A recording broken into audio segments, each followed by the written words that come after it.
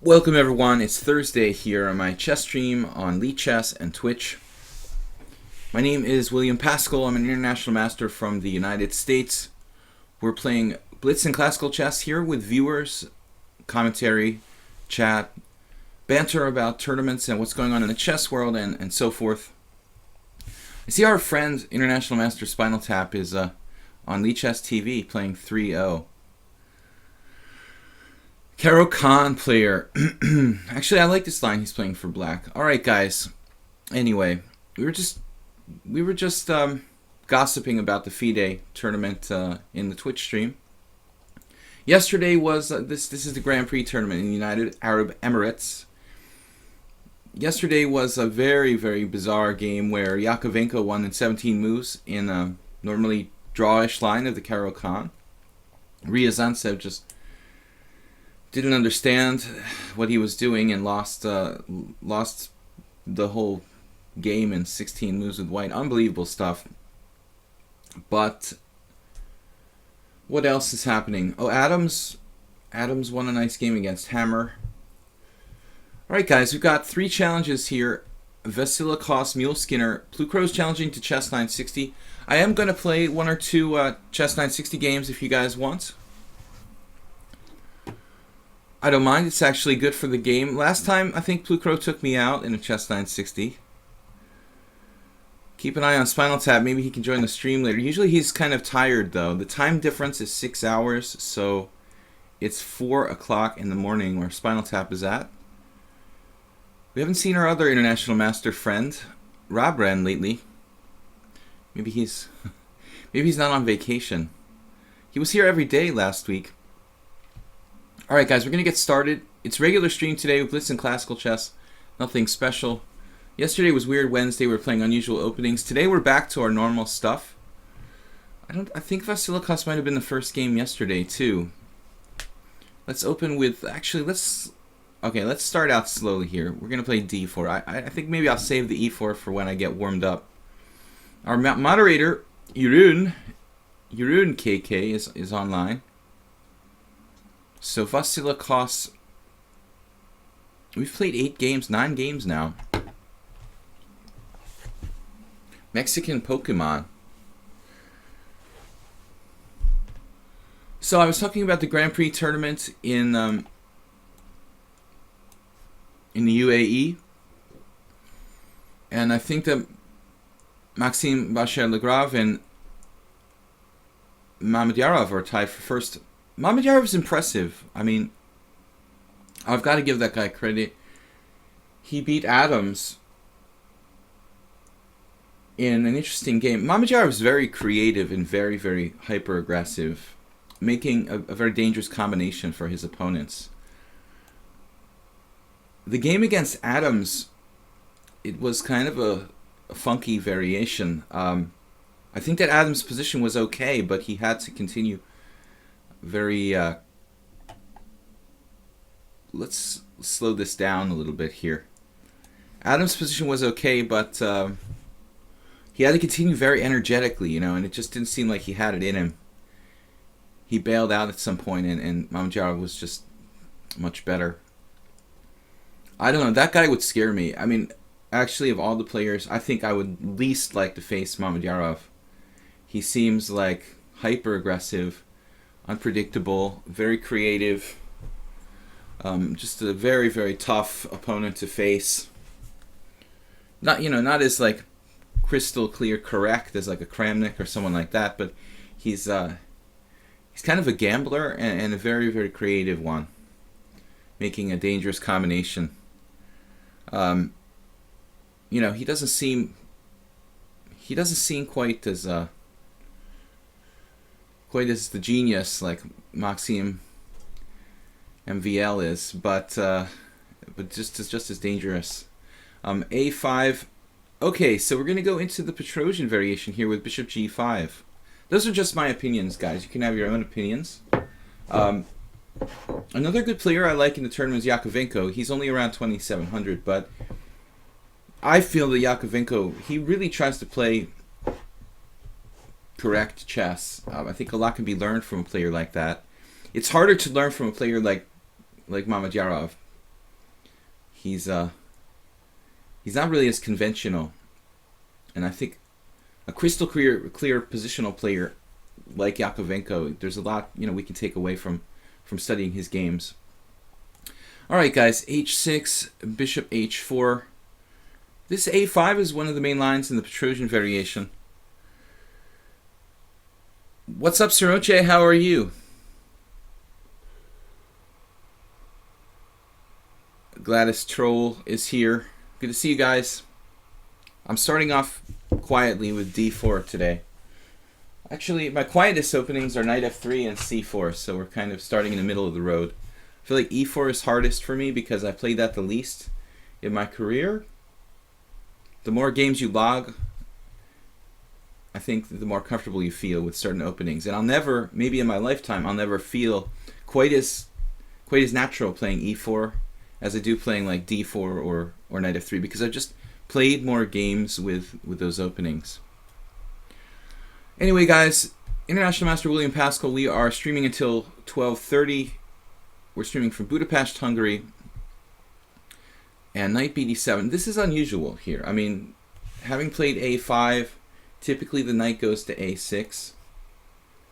So that's kind of strange. It may not make a difference if he heads to c5 anyway, but actually it does make a difference, because the knight usually doesn't go to c5 too early. It can get hit on c5 by a3, b3, b4.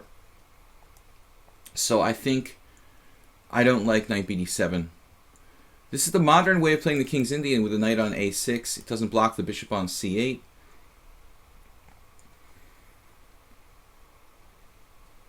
Notice that I'm not castled. That can actually benefit white. We might castle. We might delay it for quite some time, depending on what black does. Should have started with the 960. Well, Plu-Crow, the problem with Plu-Crow is that his challenge, the 960 challenge, it's a faster one. Usually he's challenged to 5 something. I think the better policy is to wait and get warmed up in a nice 8-minute game, so I don't lose on time my first game. This is my first game of today. Yesterday I didn't play much off stream. A few games with student and maybe one game in a lichess tournament, but I was pretty tired yesterday. Plu-Crow, you won't win. He has, though. He won 3 games in the last month or so. Now g5. Yeah, now he could do a kind of what they call a sham sacrifice here. Sham sacrifice is basically like a fake sacrifice or pseudo sacrifice that temporarily sacrifices a piece in order to regain it back.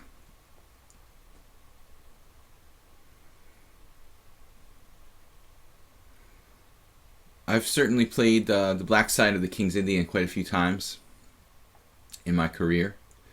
But knight c5 can backfire.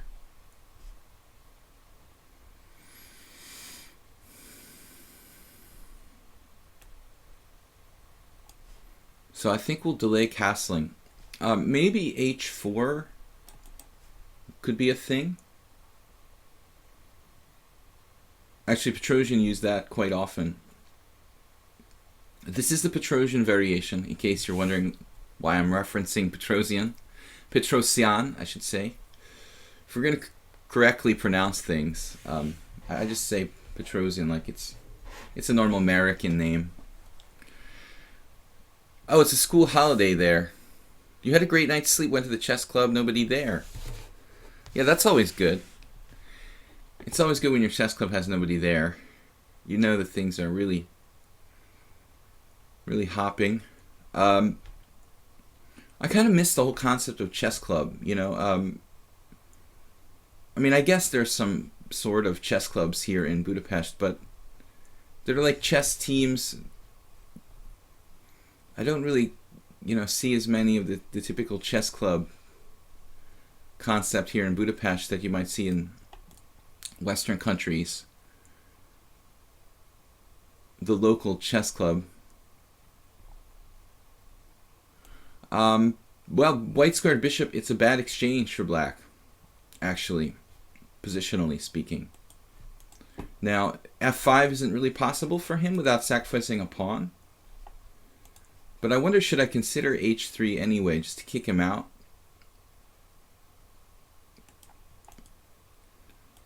I mean, normally it would be totally standard to castle here. I think I'm getting a little bit greedy in my old age. h3 followed by knight f1.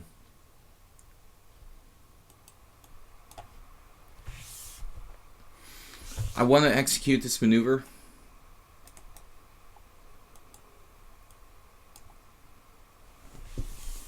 Knight f1 to e3 to f5. But maybe it was too optimistic.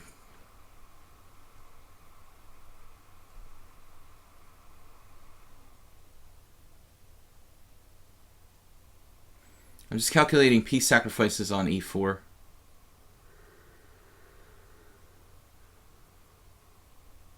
I mean, e3 might have been h3 might have been a mistake. I'm not sure it was the most constructive move to play here.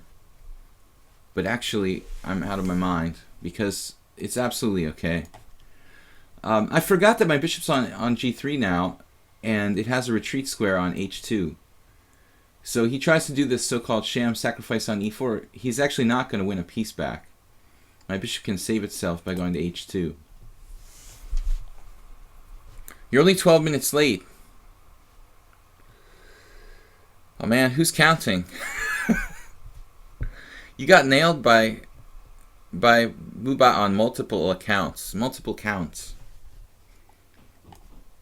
Alright, now we've got the knight e3, but he's coming into... That's alright, we've got it under control. Very important positional concept for beginners. I mean, this exchange here on g3 is absolutely fine. We don't mind those doubled pawns. And in the meantime, he's threatening knight to d3, which doesn't look like a big deal per se. We could castle queenside. To me, it seems like kind of unnecessary risk.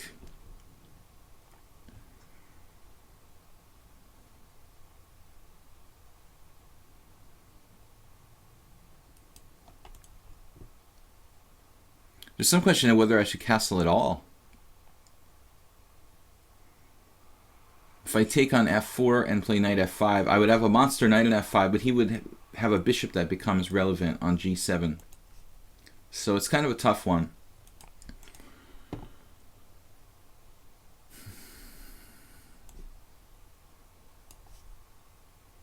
I'm going to compromise here. Stop the check, keep my king flexible. I might castle, maybe not. We'll see what happens. I can certainly play just like king f1. I've done that in this kind of position before. Use my rook actively along the h file. White should have a very good game here.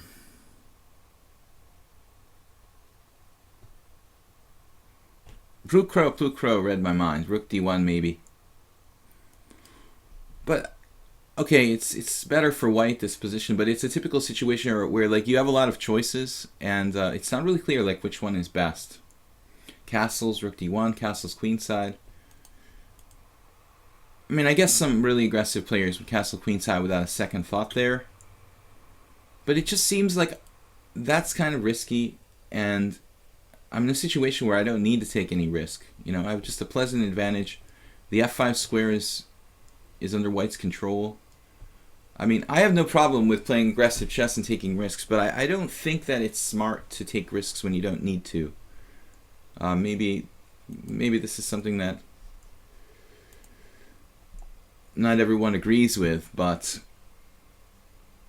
it depends on what you're in it for. You know, if you're in chess just for having fun, then okay, castle queenside. But if you're in chess to gain rating points or to win, or you have some kind of concrete goal where, you know, you don't really want to, you can't afford to lose, I think that you're doing better here not castling queenside. Castling queenside would really increase the variance in poker terms for white. So that's something that I don't like to do, especially against a low-rated player where I feel like I have a stable advantage. Now h5, we could play h4. obviously. If I do play h4, though, I'm afraid my h-pawn would be so advanced. Well, actually, we could play h4, and then g4, then knight f5. No, castles, bishop f6. Again, there's a lot of choices. Man, I could just let him play like h4.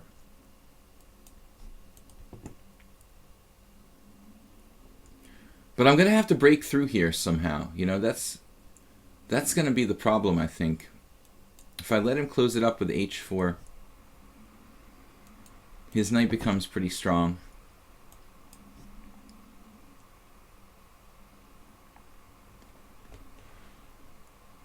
I feel like that's giving him a lot of space. This is really a matter of taste, I guess. But I'd like to play, and allow him to play g4. What I'd actually like to do is to somehow play for f3 myself. To make a long story short, in fact, it might be good right away. But I'd really rather capture on f3 with a piece like the queen or something, or a rook.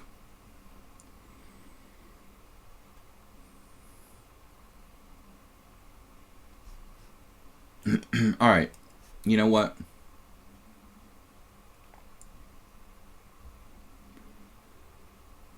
This is a little bit maniacal looking, but I decided to go for it.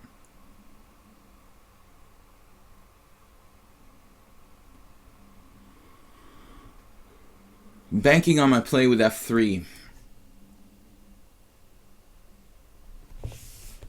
Playing h4 and then castling seems kind of strange, I admit. But f3 is going to be very, very strong for white. And all my pieces are developed. So I feel like we're really coordinated now, you know, and then we're ready to play f3, which is going to bust black open here. And we should be in pretty good shape.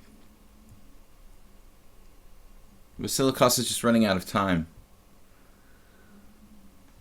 Yeah, this is what I expected. Now the question is f3, where and when? Knight f5 maybe? Bishop f6, f3.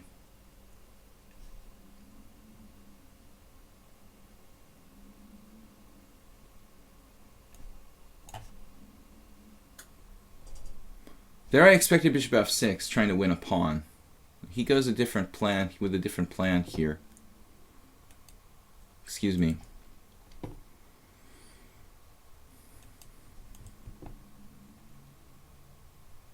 Well, I mean, we've got to be better here.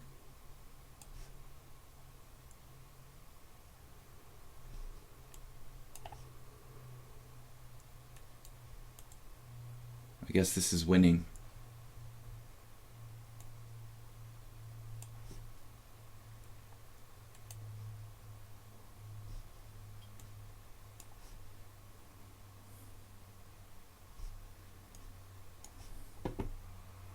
Not so easy, though.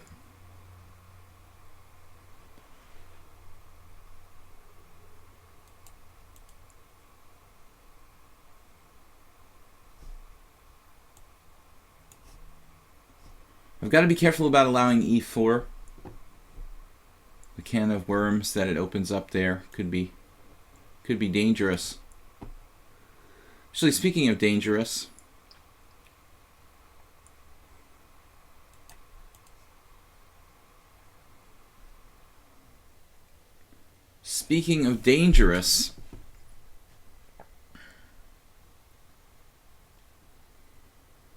he's got some counterplay now. It's a little bit unpleasant.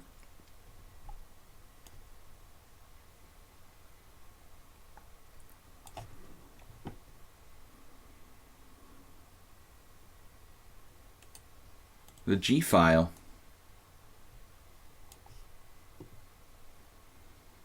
But on the other hand, he doesn't have any space, really.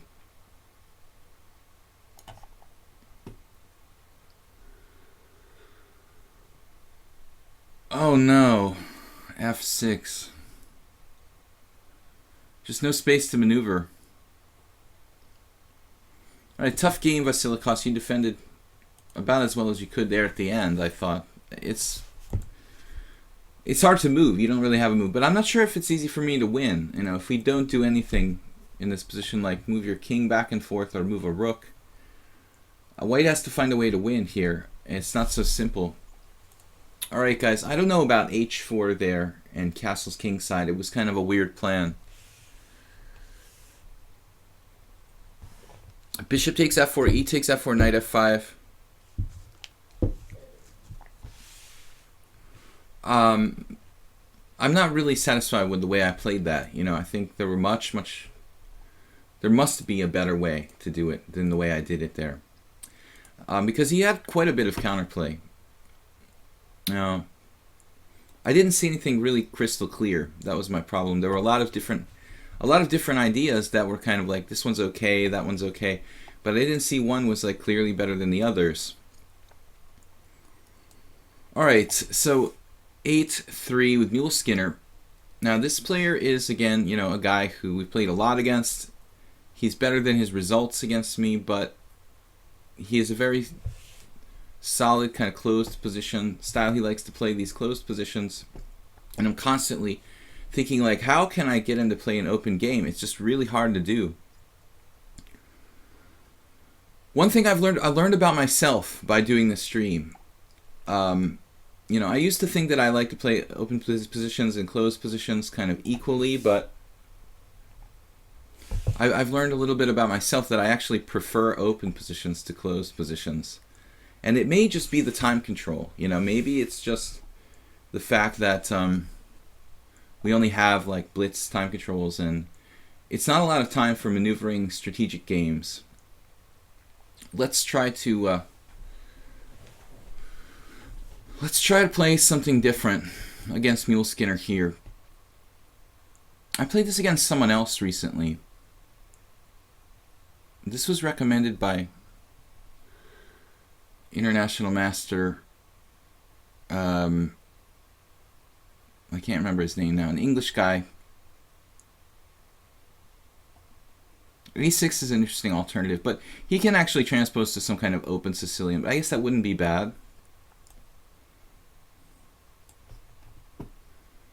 This stops the bishop b5 players. You know, they like to play the Grand Prix with bishop b5. It gets really old rather quickly.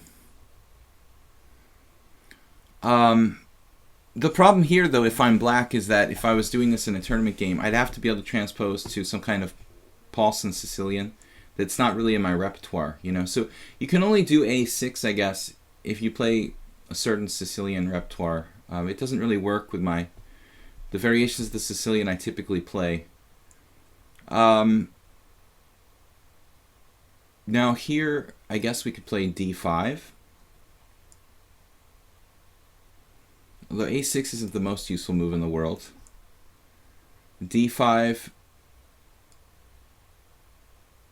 he'll do something like g3 probably.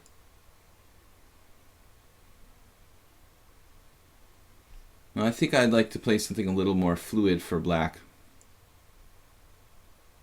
So b5, b5. Oh yeah, guys, thanks Tarun. So if there are challenges out there, I have to face challenges that are between 5 and 8 minutes with a small increment and casual. So Daniel Viborg's challenging to 10-4.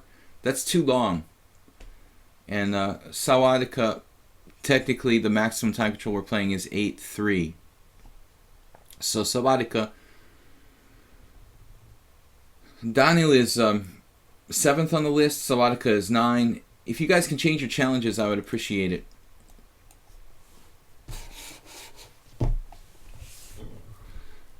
I wasted 2 minutes of my clock here, but I was just trying to think of what to play. By the way, some practical advice, guys. If you find yourself playing in a tournament or a serious game, it seems to me that across the board, with internet chess, the way it's grown and everyone playing online, fast games mostly, It seems like people are playing faster and faster than was possible, 20 or 30 years ago, obviously, when the internet started. But I think the effect that it's having is that people are playing too fast. When I was starting in chess with analog clocks and such, a lot of times you see people that time pressure was an issue, but it seems like now the bigger problem is that people play too quickly.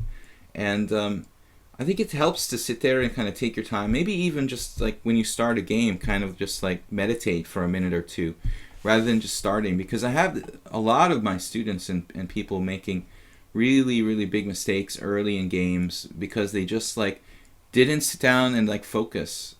And it's not bad to let your clock run. And it's not something, don't be afraid to be in time pressure.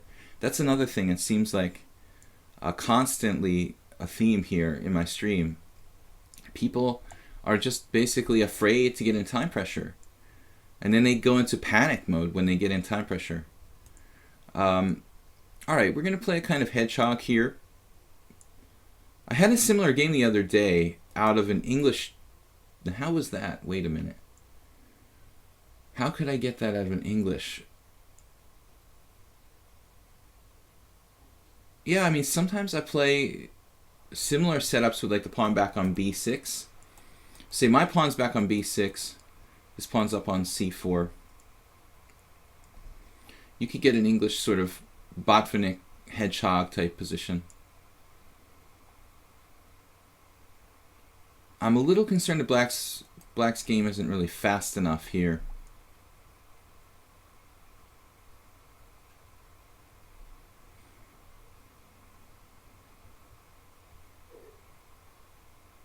Don't try this at home. I'm sure I've talked about this position on the stream or similar positions to this on my stream before. G6 looks too slow here. Too weakening. I don't think I can afford it.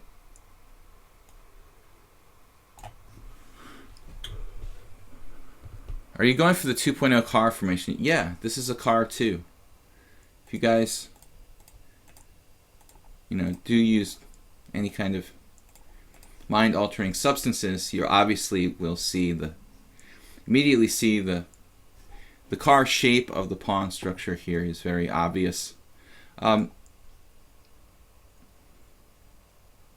Not too many players these days, computer generation, like to move a lot of pawns. Korchnoi, for example, loved to move all of his pawns, like in the English.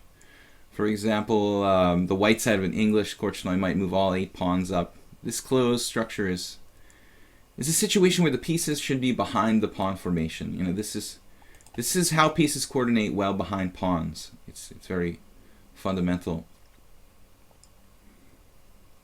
So now I'm a little bit concerned about one particular factor here.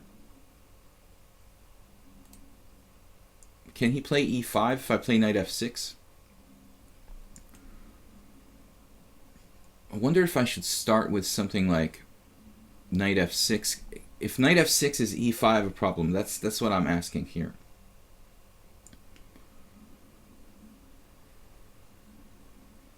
Is e5 a problem, or is he overextending himself? It looks like he's overextending himself if he plays e5 here, to me. It's tempting, but the car point 2.0, it's basically a standard car.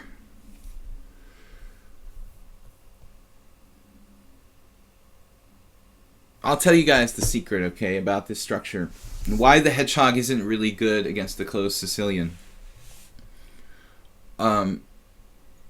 White's ability to play f5 at some point. I think this basically is a problem for Black strategically. If we have g6, it's hard for White to engineer f5. I mean, it's obviously not game over, if he plays f5. I'm not going to tell you guys what my plan is, but that's just, it's his idea. One of his main positional conceptions here would be to play, probably his main positional conception would be to play f5. Because in that instance he can open the f file for the rook on f1 from its castled position, the bishop on c1, You know, Mule Skinner understands this because he plays the Grand Prix attack all the time. This is standard stuff in the Grand Prix attack. Ricard Marshall Ragosa, where white played 14 straight pawn moves from the beginning. Wow, I have to check that out. I don't think I know that game. No, but that Korchnoi for me was like the #1 player in terms of understanding coordination of pawns and pieces. A lot of players are afraid to touch their pawns because they learn from computers. The computers have a tendency not to use pawn moves or move the pawns very efficiently. They're not as good at play with the pawns as humans. Now e5, he did do e5 anyway. This is kind of committal.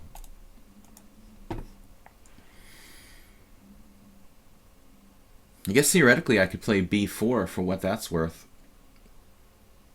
I'm not sure if it's worth a whole lot of anything, but it's something to consider.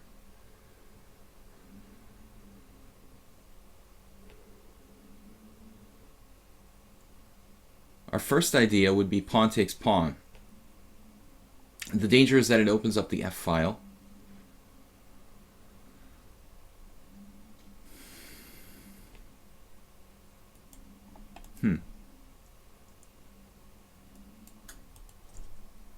You know, in some sense, it might be better not to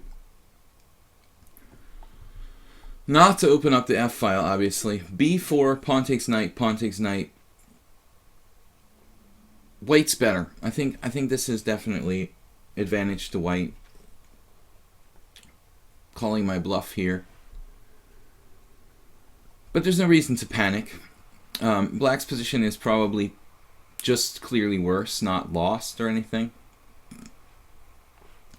Knight g4, queen e2, queen c7. Unfortunately, I have tactics that don't work, it looks like. Because my bishop is unprotected at the end of the day, my rook is unprotected at the end of the day. Something like knight g4, queen e2, knight takes e5, knight takes e5, my bishop's hanging.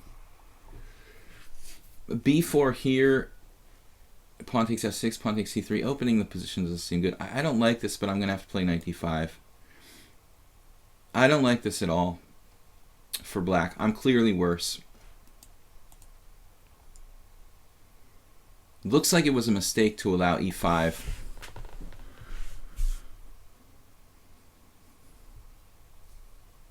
So Mule Skinner pulled the trigger on this move. It was correct. Anti-positional, but justified to play e5. My original plan was to actually play knight to g4 here. But then I started analyzing and decided that queen e2, I didn't really have a great rejoinder. I need like one more tempo in that position. Knight g4, queen e2, queen c7. I mean, I guess I should have analyzed this aloud so you guys could see, but white has too much play along the f-file. He can play bishop f4. It just looks kind of dubious for black. I'm underdeveloped. Anyway, let's go to the current position. I played it like an English defense, more or less, or like some kind of Owen's defense. It just looks very passive. Knight g5 is dangerous here.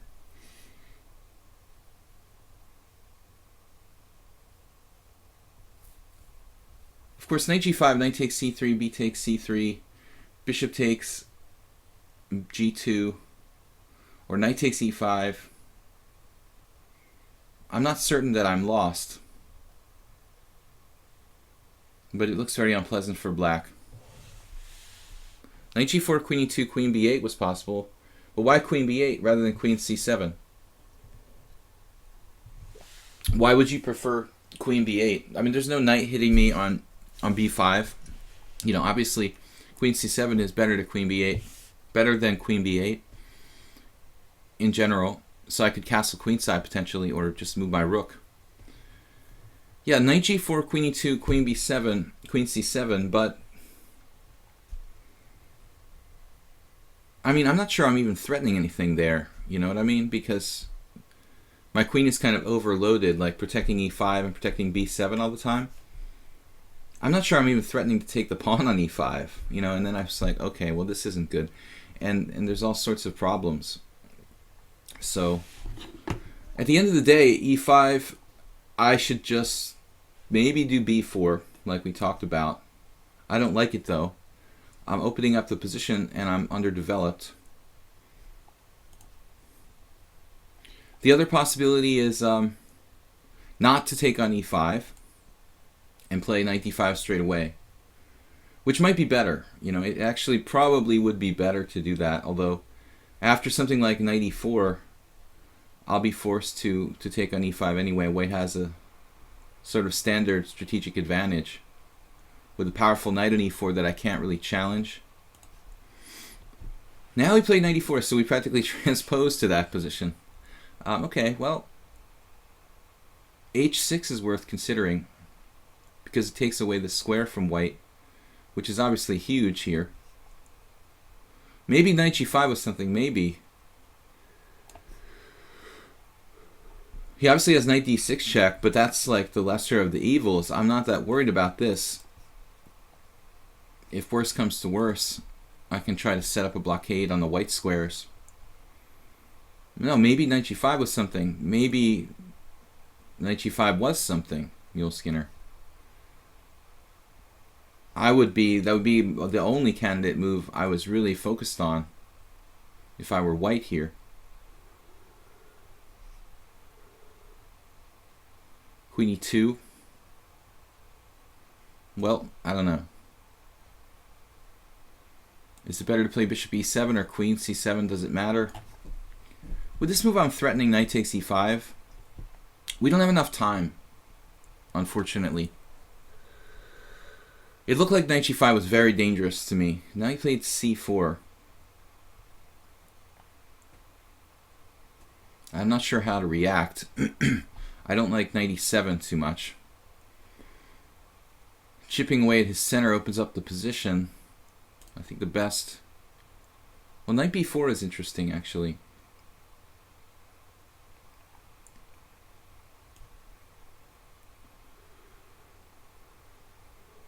Getting really low on time. I don't like this, obviously. You get the feeling of that already, but my knight is bad on b6. That just sucks. That square sucks almost always. Bishop f4, king's Indian attack. Uh-oh, now he's threatening. Okay, now he's messing with me.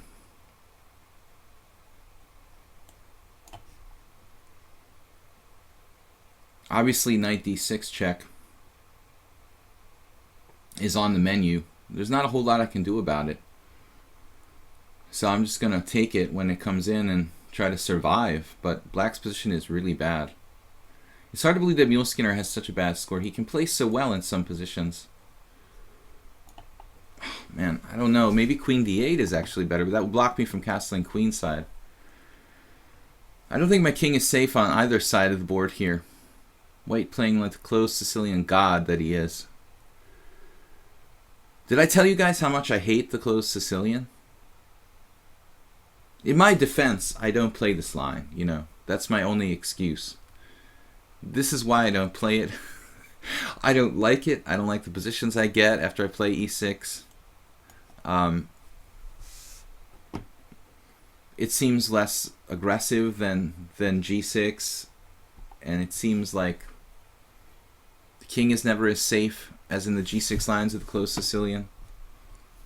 This is not going to do. This game is not going to do anything to alter my view of the situation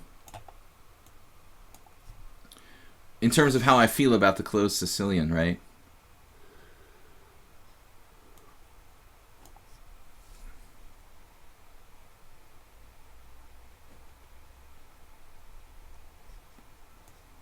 A good eye.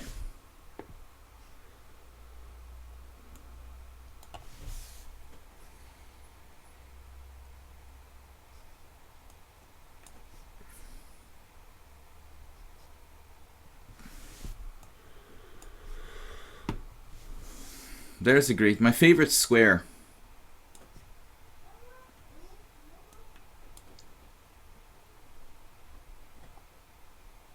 Skinner's getting faster.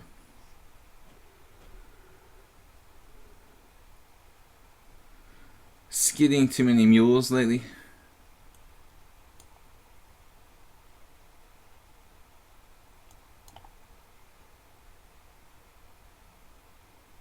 Oh my god. We're just like hanging stuff. My rook was just hanging.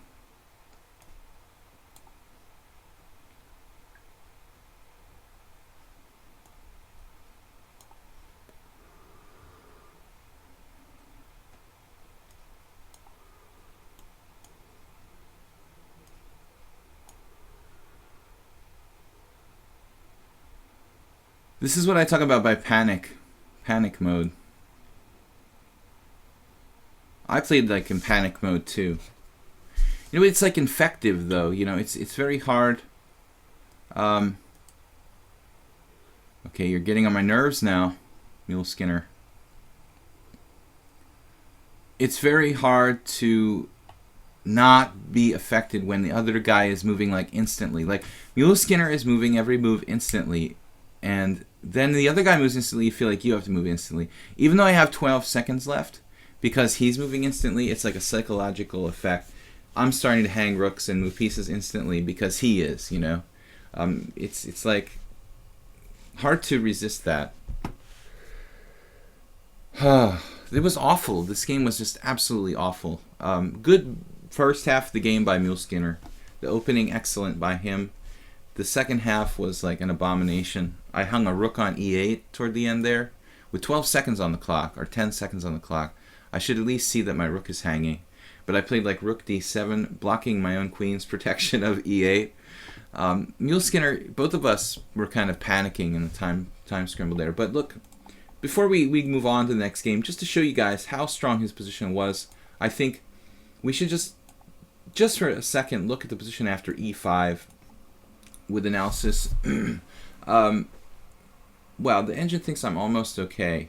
Wow, it even plays my move. Not having a lot of time to think. It's interesting. Does it choose e5? Wow, this is actually just some obscure games. Wow, e5. I thought that it would be worse than it is. Here, knight e5, I played the best move. I didn't like this. You see, now it sees it. Now it sees it. Knight g5. That's the move, man. I mean, you gotta be good here. Yeah, it's just winning, practically. Almost winning. Knight takes e5, but this move is very hard to see. Queen e1. I wouldn't play queen e1. Apparently queen e1 is better than queen e2. God only knows why. But that's the ticket, man. That was really, really strong. Yeah. Knight g5. Extremely strong for white. Okay, Blue Crow, it's chess 960, isn't it? King on e8. No, the hedgehog setup is just too slow. I have to play d5. If you're going to play like e6 and a6 in that closed Sicilian, black has to go for d5, I guess. You can't just sit there and try to play like it's a normal hedgehog. If the f5 doesn't get you, then the e5 does. I mean, maybe I could have not played knight f6, okay, and played... I could have played something like queen c7 first, but I was honestly concerned that white could actually play g4, you know, and just start like a kingside avalanche before I even develop my kingside. He has such a big space advantage. White is clearly for preference there. Okay, c4, chess 960. My king is on its original square. We have a bad knight. Guys, if you do play chess 960, keep in mind that knights on the rim are dim. Especially problematic is the rook. The rook square, I would call it. The corner square for the knight, it's really, really bad for black. So, bishop here. My openings in chess 960 are worse than my normal chess openings, which isn't saying much. Alright, let's develop a knight to the center. d4 is unprotected. Dr. Checkmate, good to see you, man. Dr. Checkmate. Knights in the corner are the worst. So I'm Putting my knight on c6, actually kind of a weird move because I'm blocking my bishop on the long diagonal. But I mean, where's it going to go, you know? I mean, you can't have everything. I guess I could try to do some kind of sort of deformed hippopotamus here. Like knight f7, knight d7.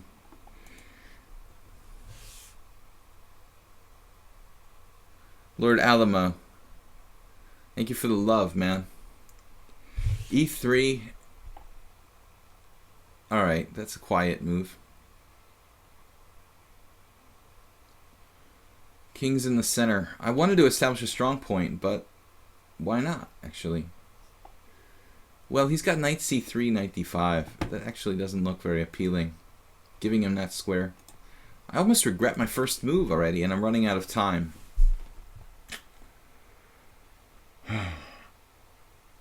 I definitely regret my first move. I'm so bad at chess 960. I need more practice. How about f5? How do you feel about the Dutch here? Wow, there's a check, guys. Look out. There's a check on h5. The temptation of developing my queen. When I first learned chess, of course, when you're a beginner, you think about the material values of the pieces a lot, and you know, we understand that the queen is worth 9 points of material. So we had a friend who, whenever he was faced with like a choice between like 2 rooks or a queen, he would always prefer the queen. And we were like, dude, you know, the rooks are worth 10 points, you know. He was like, yeah, but I'd like to move my 9 points all at once. Which was kind of an interesting way of looking at it. Is there normal chess tonight? This is normal chess, but we do play 1 or 2 chess 960 games. It's not forced, it's optional. If 1 or 2 players want to play chess 960 during the stream, I allow it. Our friend Spinal Tap, he's playing 3-0. I don't know if he's playing in a tournament or is he just playing random games. Okay, knight g3. We're playing the Dutch, Hirun. I guess I could play e5, but as I said earlier, I'm a little concerned about this bouncing in here and here. And I don't think I really like that.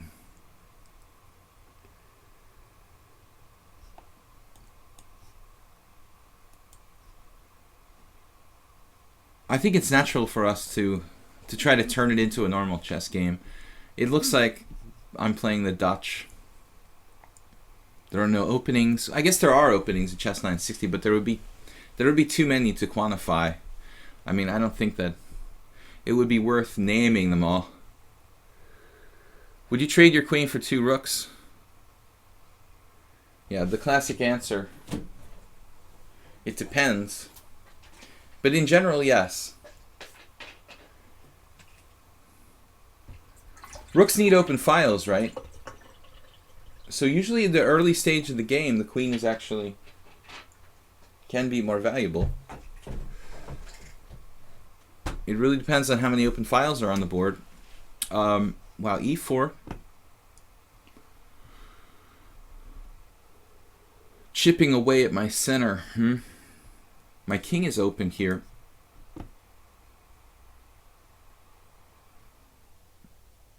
White's sort of neglecting his development. I feel like if I play f4, I'm kind of overextending myself. But actually, my queen has scope.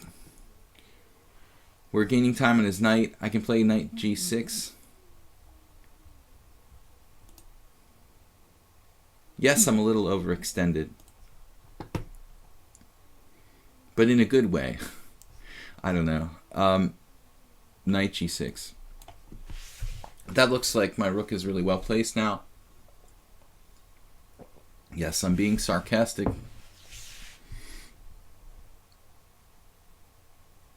Wow, White is playing hyper modern. It's not as stupid as it looks, guys. I mean, to the naked eye, it looks like white just wasted time and he's retreating. But I can see some method in white's madness here. You know, he's trying to get smothered mated. He just got out of that threat, you know. I mean, man, you know what? I mean, last move, I could have played knight to b4. But he has knight c3, defending both the smothered mate and a2. Now here I don't want to get overrun. So e5. This is helping me get overrun, actually. I don't know. We're having fun with this, though. I just felt I don't want my pawn at f4 to be separated from the rest of the wildebeests. Plus I get a structure that I kind of feel like I have a clue about, but I'm not that happy about this. I don't know what's going on. It looks really irrational. My original plan was to play knight b4, going for the smothered mate theme on d3.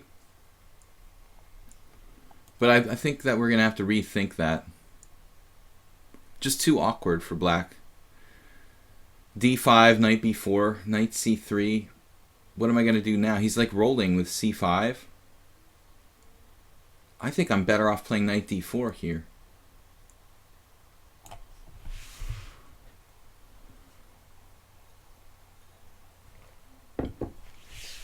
I could see my pieces even almost working.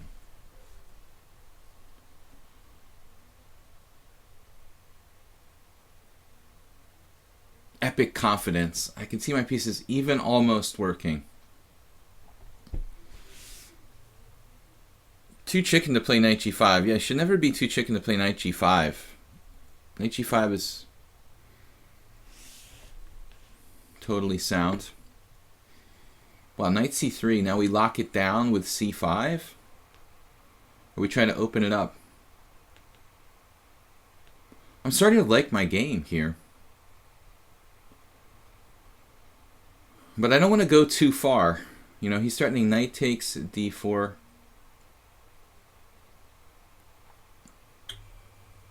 c5 is certainly an option. c6 would have been more flexible. But I was concerned about knight takes d4.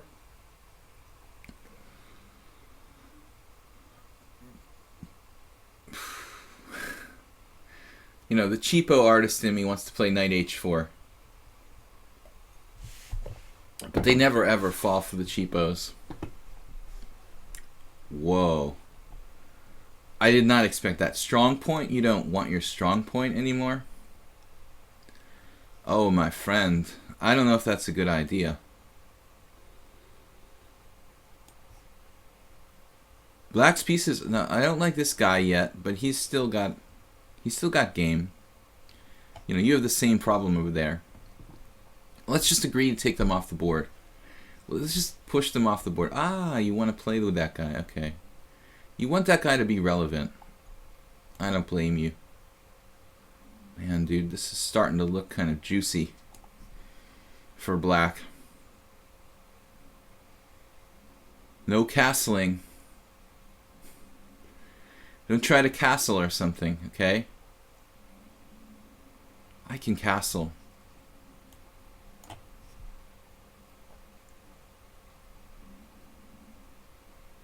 You can run, but you can't hide. Queen f2. That's a sort of nasty move. Man.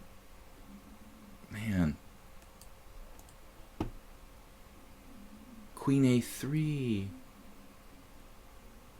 Knight takes e2. Oh man, come on with this.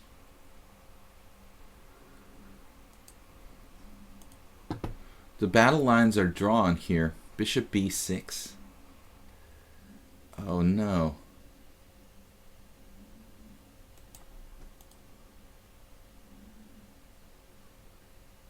I see what Blue Crow's trying to do, and it's really irritating me.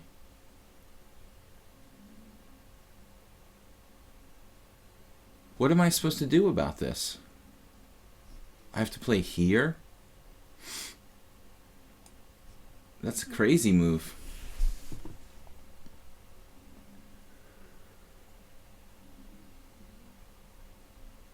Oh no, castles, of course.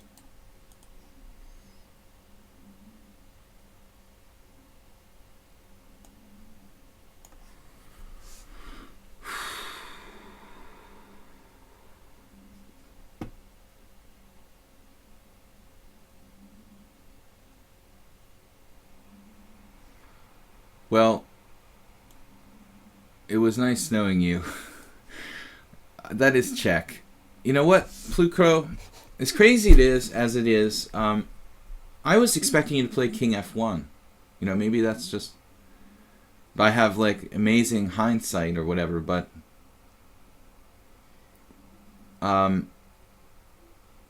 instead of castles, is it possible that castles is a mistake? Like, you should play King F1 because there's never a check on F1? Your rook is kind of playing from G1 with G3. So it's not that insane to suggest King F1 here. Well, it thinks that I'm just winning in this position. You castled, right? Just losing. Man, I didn't know that my position was that good. I thought, okay, it's pretty good, but I thought you had King F1 for some reason.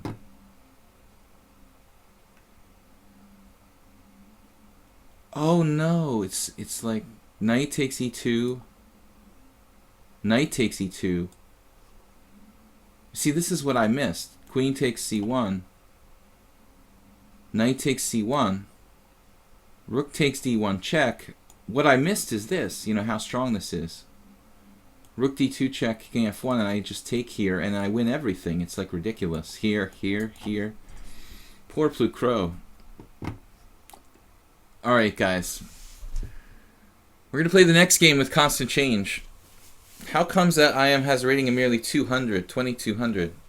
It's just 960, and I don't even think I have, like, an established rating. Maybe I do. But I don't think I have more than 20 games. It must be just 20 games. It's really hard to get a high rating in Chess 960 because there's not that many high-rated players around. In fact, my rating is like in the top 50 or 100 or something, as low as it is. Malik. I'm actually in the top 100, I think. E4...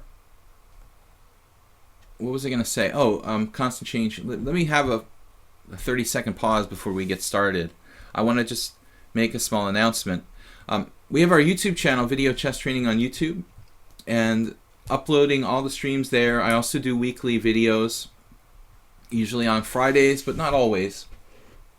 Various instructional videos I upload to the YouTube channel. Again, it's called Video Chess Training on YouTube. Another announcement I want to make is that I'm available for chess lessons. I have had a couple of students leave recently, so if anyone's really serious about improving and you want to do regular lessons, I have had a couple time slots come up. So if anybody wants to contact me about serious like weekly lessons or chess training, feel free to do so. My email is videochesstrainer@gmail.com.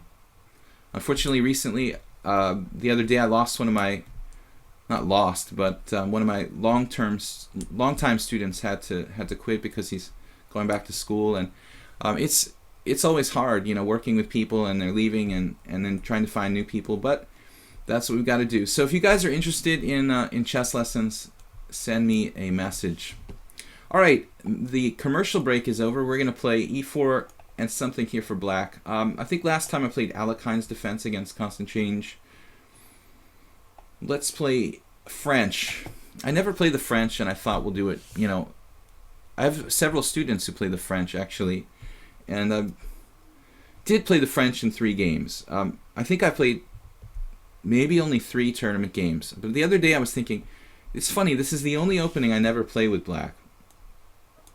And I don't really... Oh, the exchange variation. It's good that you played this constant change because this is what my students face a lot. The exchange variation. I mean, I'm sure that you may know it quite well. Now here, bishop d6 is the main line for black.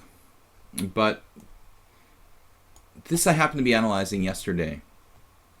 Bishop g5 in that position. I had a couple of students face that recently.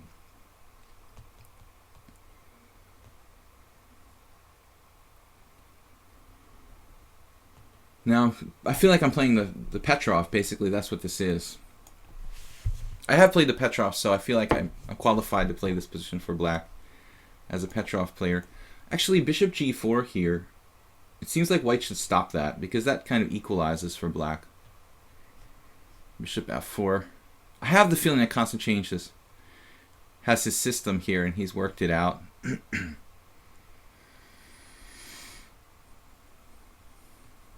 Now, probably c6 at some point for black isn't a bad idea. Be sure this pawn is secure. But it's not very fun playing against the exchange variation, admittedly. He could play queen e2. So we'll castle, I guess. Does that mean viewers have to pay? What? You should try to get partnership with Twitch. I know, but the problem is that, like, normally Twitch, I think for most games and stuff, they expect people to have like 1,000, average of like 1,000 viewers. Now, I mean, I guess with chess they would probably make an exception, but we'll have to look into it. I mean, I just didn't think that we have the viewership for that. But if anybody thinks to the, you know, if you think that it's possible, maybe I should think about it. I was hoping to kind of build up the viewership more before that would really be a possibility. But yes, it's something to consider.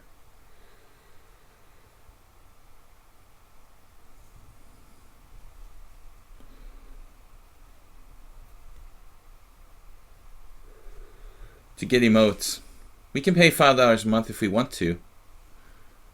Malik said I would be interested in lessons, but those tend to be very expensive. Well, I'm not the most expensive chess teacher in the world. We have reasonable rates, but I agree that most people everybody can't necessarily afford to take private lessons in anything. It is a luxury. C3.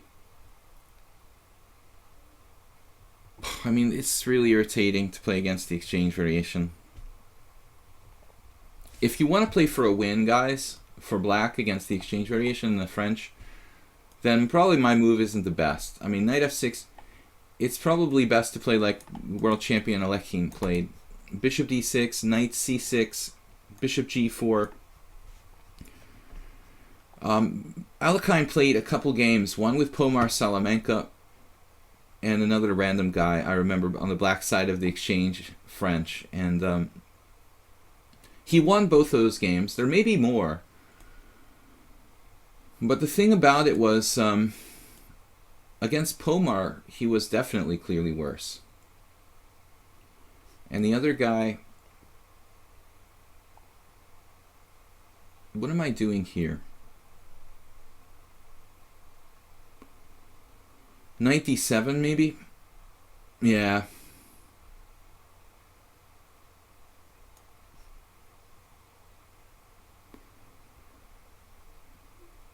Constant Change as a player has very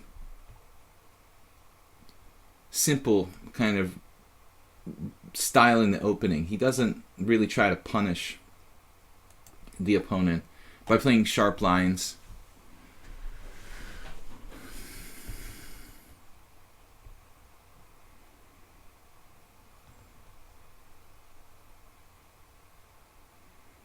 Maybe I should just exchange my bishop for knight at this point. Bishop h5 is also possible. Alright.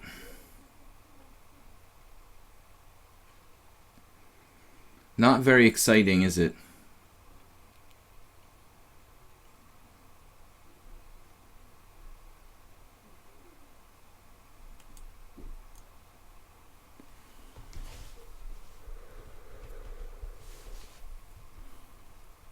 Rook e2.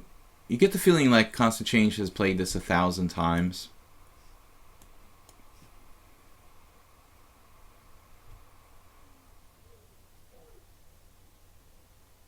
Look how coordinated his pieces are. It's ridiculous. Good God. Knight f8. Maybe I should just trade pieces. Bishop f8.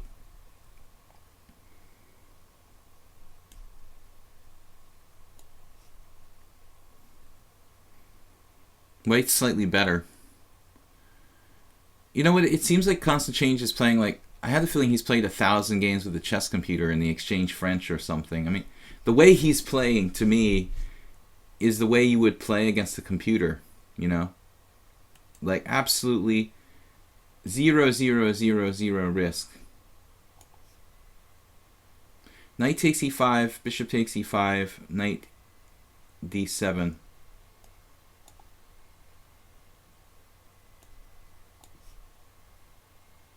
Speaking of queen for 2 rooks.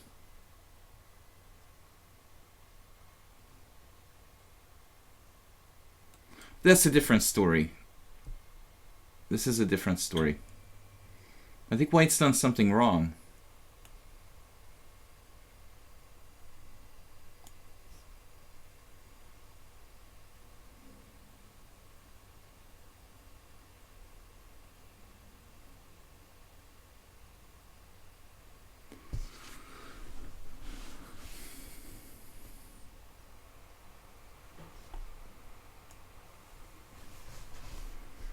Okay, let's think about this capture.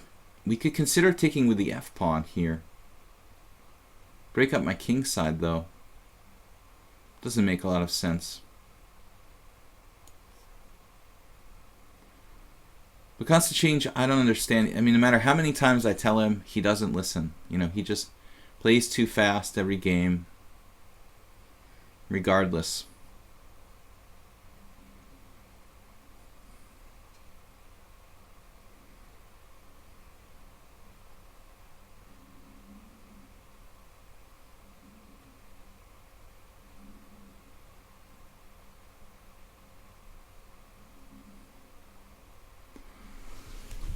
I guess White is a tiny bit better here.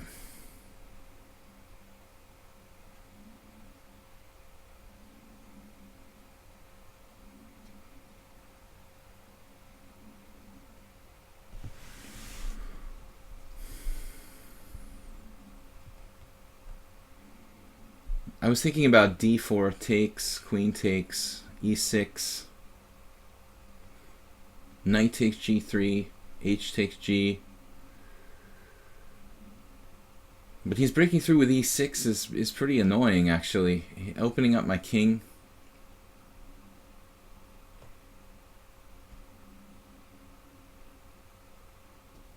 We have to be a little bit careful here.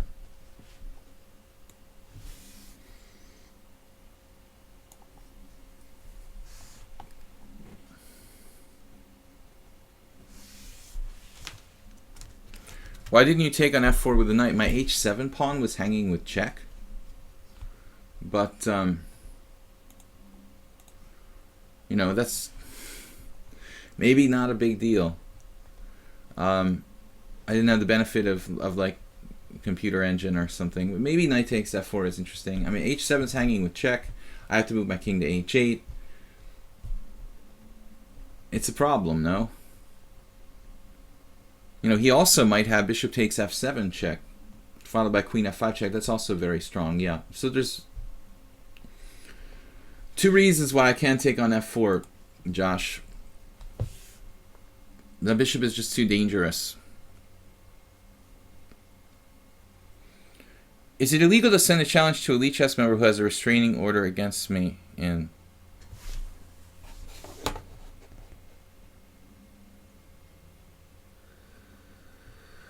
Hiroin, are you still here? Maybe not. I don't know if he's here. Hiroin, are you here?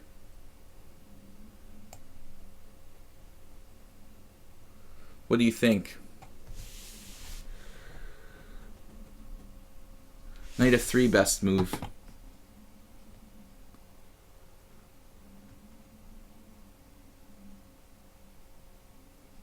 I think we're going to get the ban hammer out.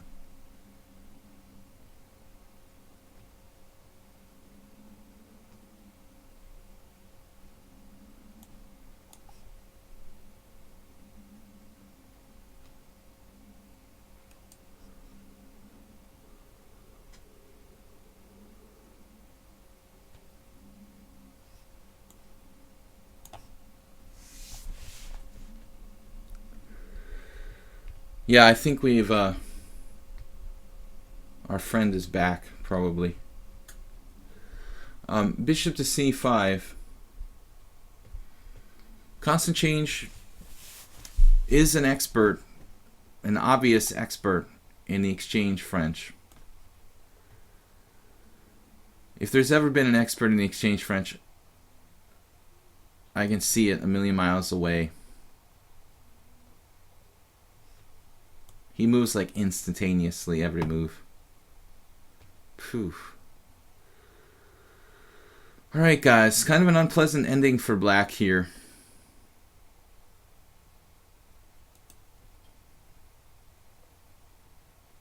And knight g5 is a threat.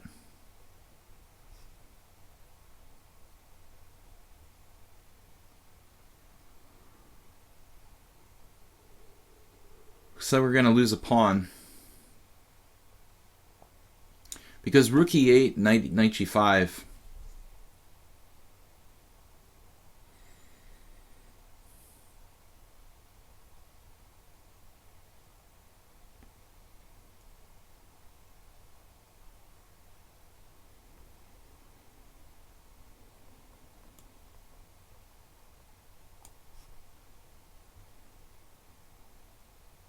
The best I can do is lose a pawn and try to survive here.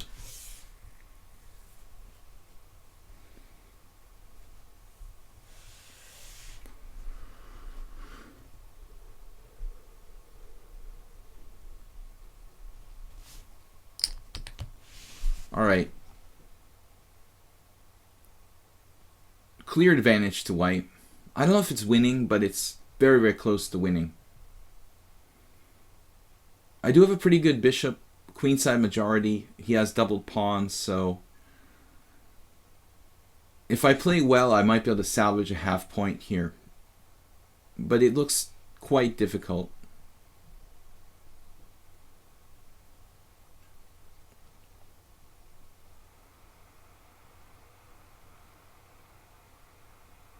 I mean, this guy sometimes plays extremely strong. 21-14. That's pretty respectable. But his speed is incredible. The G pawn is not as great as is like a healthy pawn, you know. So it's not like he's a full pawn up. He's like 0.8 or something.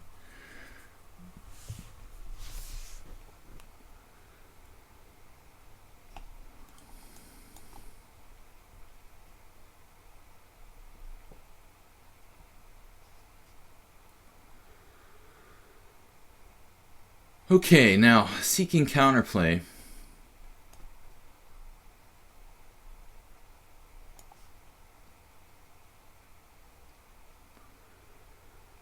We're seeking counterplay on the queen side.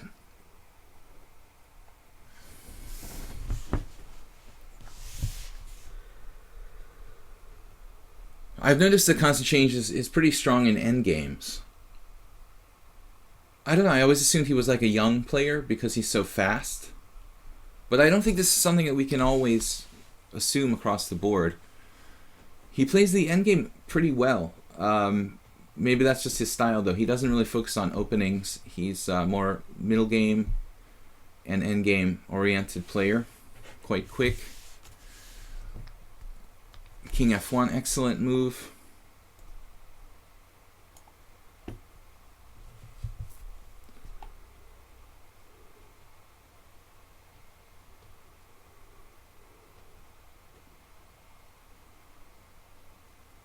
This move is double-edged, though. He wants to play knight b3. I guess I go into the rook ending now. And I'm not sure if he should do that or not, you know, because this gives me some counterplay. I'm lauding his in-game skills, but this kind of some semi-questionable decision. But he's still clear pawn up.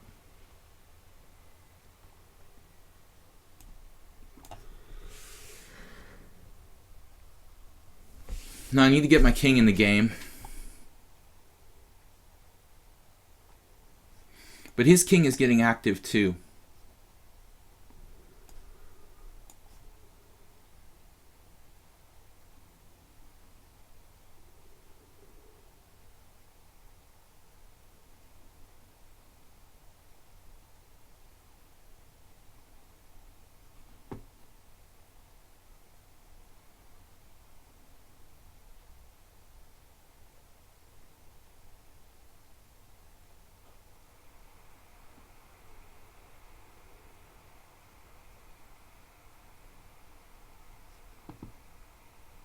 G4.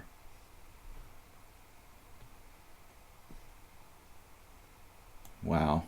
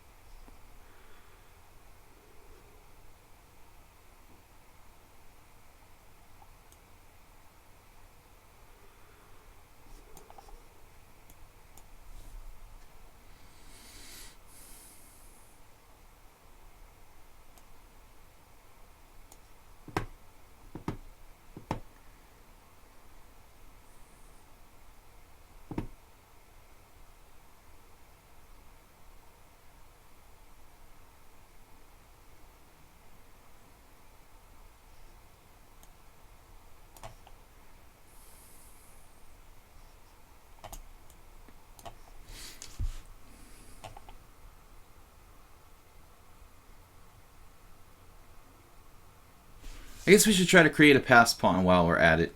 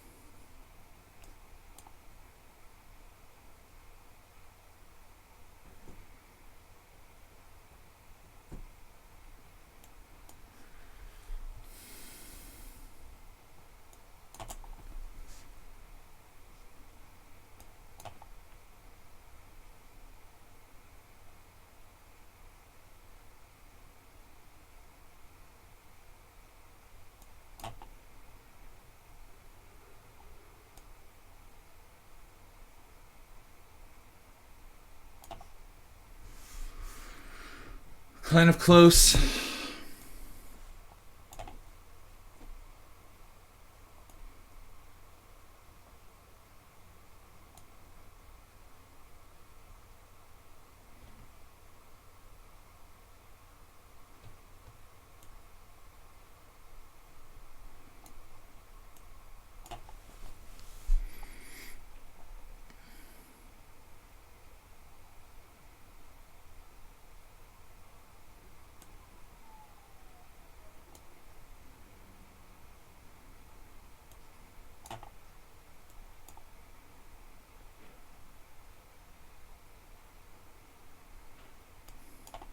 I guess we're first here.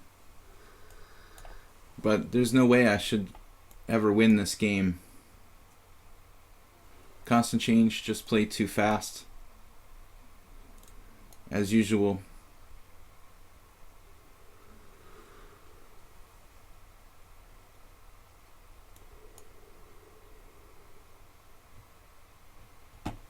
Sorry, man. I think you were winning even in the rook ending until you dropped the g4 pawn. If you advance those pawns more carefully, I think you're just winning there. Monkey pushing wood. This is a new opponent. 5-3. Let's do it.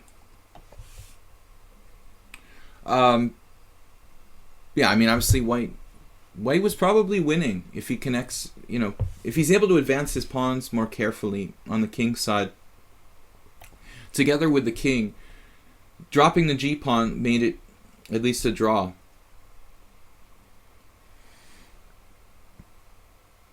Okay, guys, we are streaming every Monday to Friday, 10 to 12:30. Except for Mondays, we're actually going to 1 o'clock. Mondays, I have longer time controls, 15 and 2. We're playing fewer games, but a longer time control. Fridays, tomorrow is going to be just blitz. 5-3 every game. King c4 instead of king takes b4 was more precise, but still. Bishop d3. It's a very unusual move, but I guess it's okay. I don't see anything really dramatically wrong with it. The so-called Kopek system.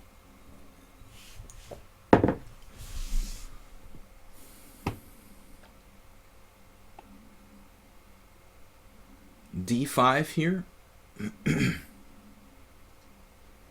is one way to play. You can play an open type of position or a closed position with, like, let's see. Now I like this here though.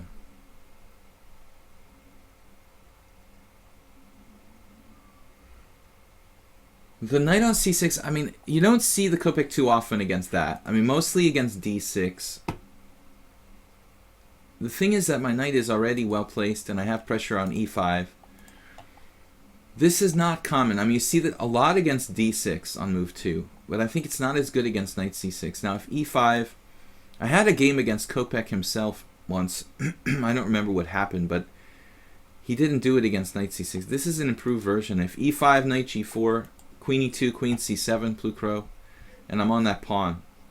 You know, so I think he has to take. And I don't really like white's game that much. This is something that happens in the d6 lines too, but I've got a souped up version here with knight on c6. I think that's just slightly better for black.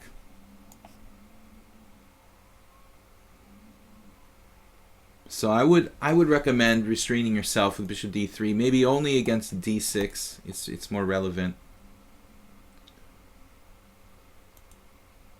I can't recall seeing it against knight c6. Queen c7 instead of queen b8. Although we could try your queen b8 if you want to. You know, after d5, e5, knight g4, queen e2, queen b8. Oh, that's illegal. Sorry, we can't go there. A little inside joke. But seriously, yes. White isn't lost by any stretch of the imagination here. I just don't really like his game. Maybe he's close to lost, but not quite. I'm sure that Ryazantsev could lose in like 16 moves with white in this position. Looks like his kind of pawn structure. But objectively, e5, rook e1. I'm not really going anywhere with that. It's probably best not to play e5. I guess there's no reason to rush with bishop takes f3. Bishop takes f3, g takes f3, knight e5. He's got bishop a4 check and stuff like that. So it looks like white just has a slight disadvantage strategically. He's not going to lose by force in this position. Shame will not be here when I turn to play comes. At 12, have to head back to hydromechanics lessons. Yeah, we've got a lot of challenges. I've only got about an hour left. Did we get re-challenged by those guys? But Milich, you need to change your challenge anyway to something like 8-3 if you do want to play. 10-0 is not on the menu here.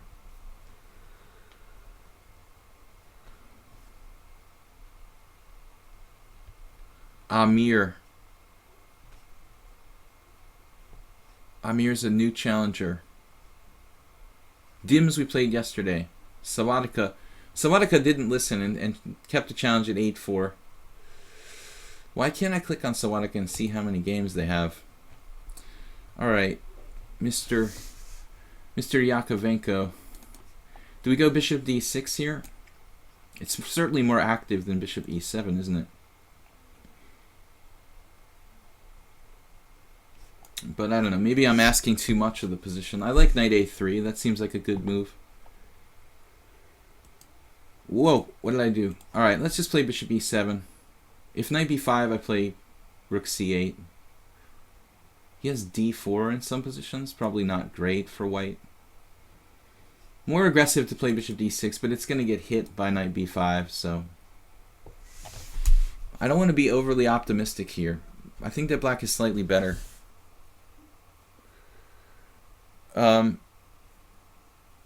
So if you're challenging to 8-4, it should be 8-3. Milich changed his challenge quickly there too. Good job. See, I like this person. He listens, and listening is good. Bishop b3.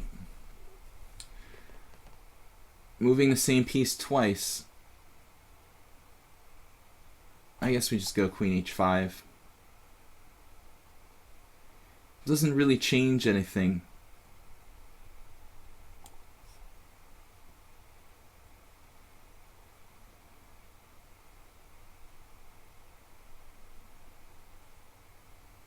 I mean, at the end of the day, we're going to double his pawns on f3, and he's going to have a slight structural problem. That may or may not cause him to lose the game in the long run. But I'm kind of wishing now we had this. Yesterday in the Grand Prix, in the FIDE Grand Prix in the UAE, Dmitry Yakovenko won in like 16 moves with black and Ricardo Khan. Double f pawns on f3, bishop on d6, queen on h3, white resigns. That's a structure that I can try to get here. 15, yeah, Monday is 15 plus 2, and Friday is 5 plus 3. Those are the time controls, the official time controls for Monday and Friday. Wednesday is the unusual opening stream when I play gambits and other fun stuff. And on Sundays I do a simul here on lichess in the evening, European time, CET, if you like.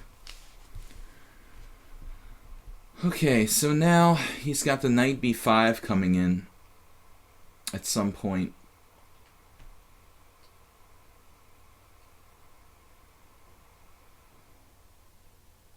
That's all right. I take on d4. He plays knight b5. I castle. Yeah.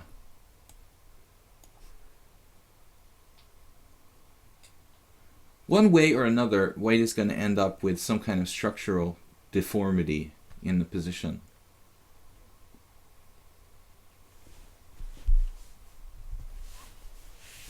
Oh, Zinky, thank you.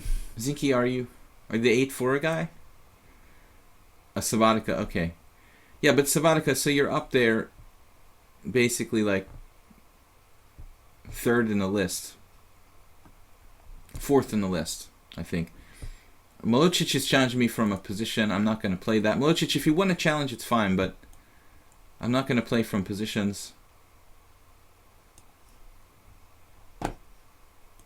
Man versus Machine is good. The other challenges are alright. Mileage changed to 8-2. It's normally 8-3, but I'll let you slide this one time if we get to your challenge. I'm tired of people, tired of telling people to change their challenges. Now bishop d6 starts to look interesting, but it's not necessary. Better to play this. Not lose focus. You guys, I guess I could take his knight on a3. Yeah, maybe I'm regretting not taking that now. Right about now, I'm like, maybe I should have taken that knight there. That's irritating. I guess I should have done it. We could focus on kingside attack instead, though, now, at this point. Shifting the focus. Passing the buck. Oh, no.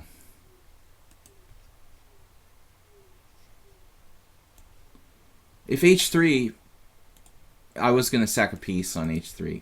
You know, I think it's a winning attack for black. Pretty sure. But this way he's just losing material. The best chance would have been to play h3 and take your chances there.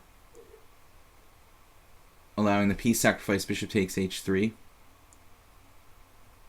Maybe you could do something there, like h3, bishop takes h3, knight e5. I don't know. Now you have to sacrifice his queen for 2 pieces. It's not enough. Short and sweet.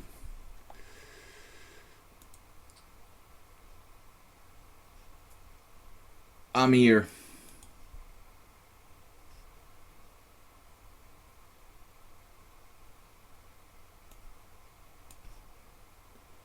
Justice Bot, what's up? King h1, knight e5.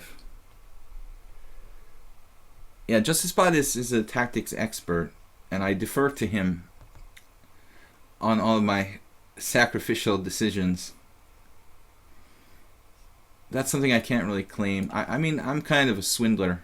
I'm not really a tactician. I'm more like a swindler. He's a purist. A purist tactician. Okay, lots of moves here. I love all of this Four Knights English stuff. Always have. Recently there was a game. I think Grishuk played. What did he do? Like, I think Grishuk recently played c4, e5, d3.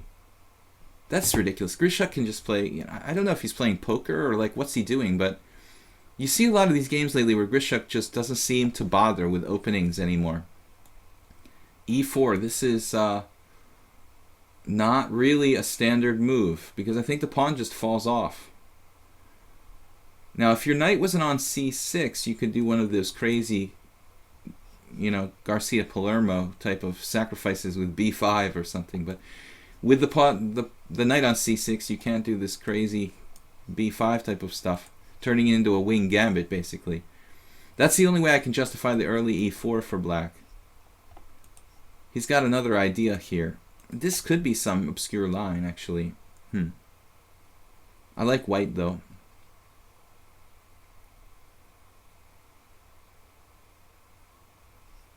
Yeah, I guess this is some kind of tricky line.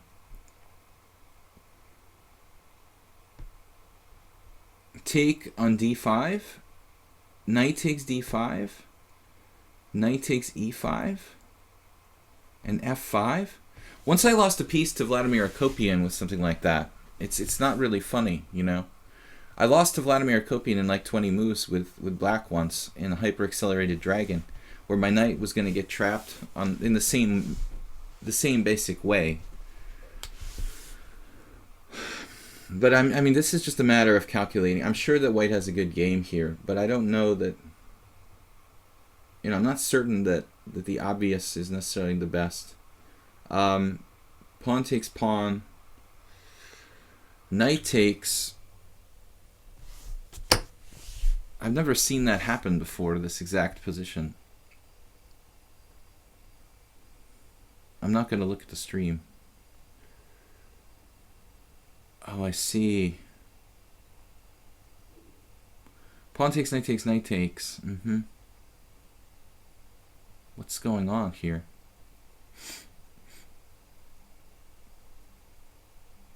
Oh, no.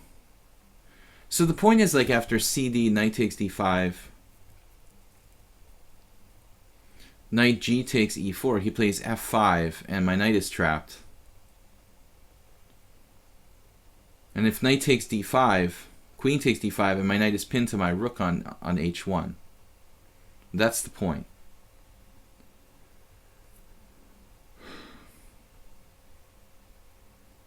I've never seen this. It's funny. You'd think in all my years of chess I would have run into this gambit before, but it's not something I've seen before. White has to act fast here. And I feel like there's something here. We could play CD, knight takes d5, queen b3.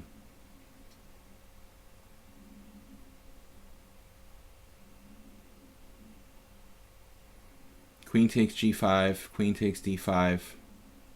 Queen takes d5, knight takes d5. But it doesn't look good for white at the end of the day. It doesn't look like enough. d3. This is a new opponent. 1400 in bullet. Wow. Alright, man. Where did you come up with this variation?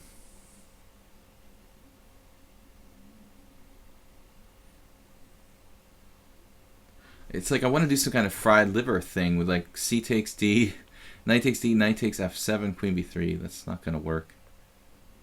This has got to be good for white somehow.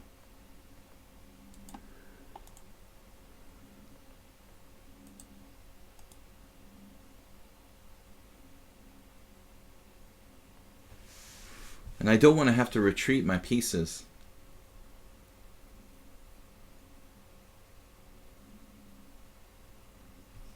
I mean, obviously d3 is a move, but it doesn't look right. Black could play bishop b4, something like that.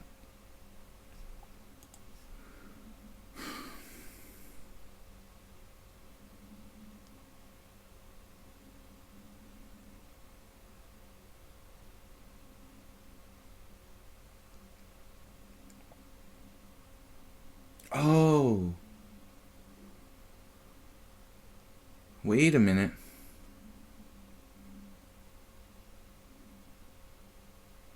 Take, take, take, there, there.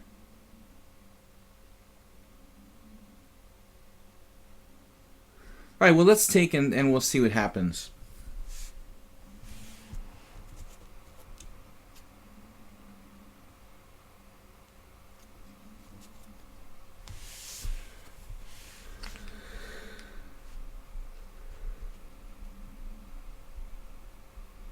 What are you going to do? Okay, what are you going to do here?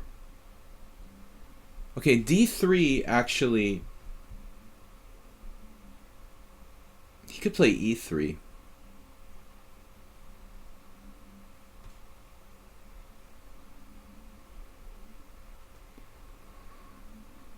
Running out of time. Is this a rated game? No. I'm surprised it's not. I have my idea here ready, but I want to make sure it's really working.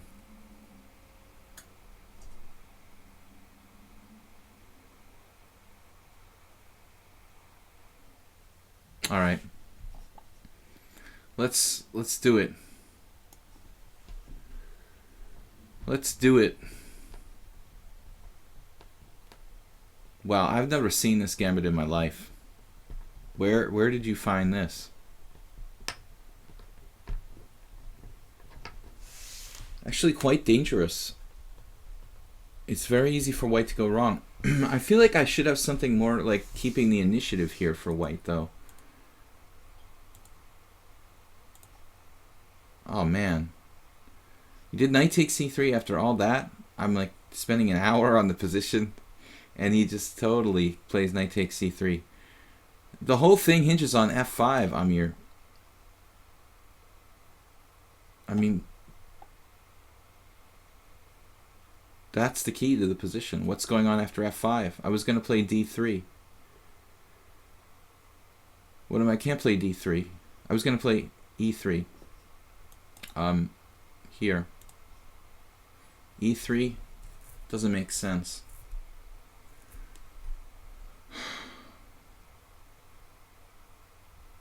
f5 knight g5. Only move, right? I have to play f5 knight g5 then.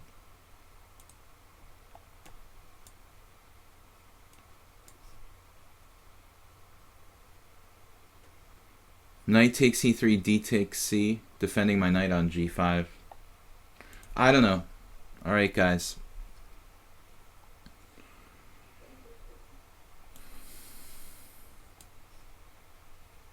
This way he has a little bit of compensation, but it's a position that I can understand how to play.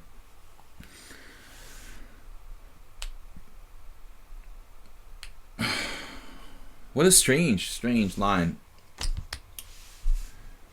f5, knight back to g5. Looks like the only chance. I think Amir just made it up. It's a fantastic gambit, and he just like made it up over the board. But he didn't appreciate how strong it really is. I don't think he understands how strong it really was. You made me think for 7 minutes, and then you played like knight takes c3, which obviously lets white off the hook here. No, and I think now, consequently, you're down a pawn. You need to play as aggressively as possible. You know, maybe h5, h4, or bishop c5. You know, try, nice arrow. Try to play really expediently. If I play d4, that's another game, but it requires some, how to say, I have to take a lot of real estate. I don't have a lot of time. I'll have to protect all my All my weak center pawns constantly under attack on those open files. High maintenance. It's like higher maintenance position for me. What am I doing here? I guess I should play e3 eventually.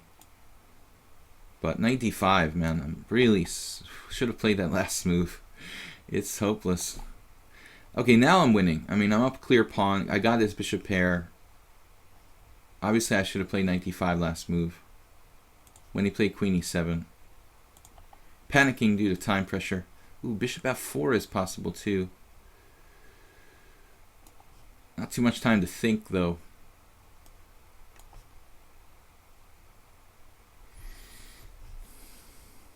Amir is the picture of time management. So am I, for that matter. We're like opposite. He uses not enough time, and I use too much time. We make a great combination.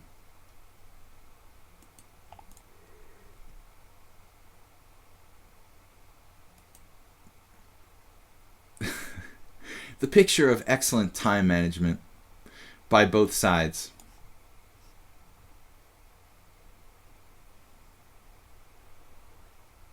But I belong to the Walter Brown school of time management. We'll just use as much time as we need to get a good position, and then we'll just deal with it and hope that our opponent gets nervous in our time pressure.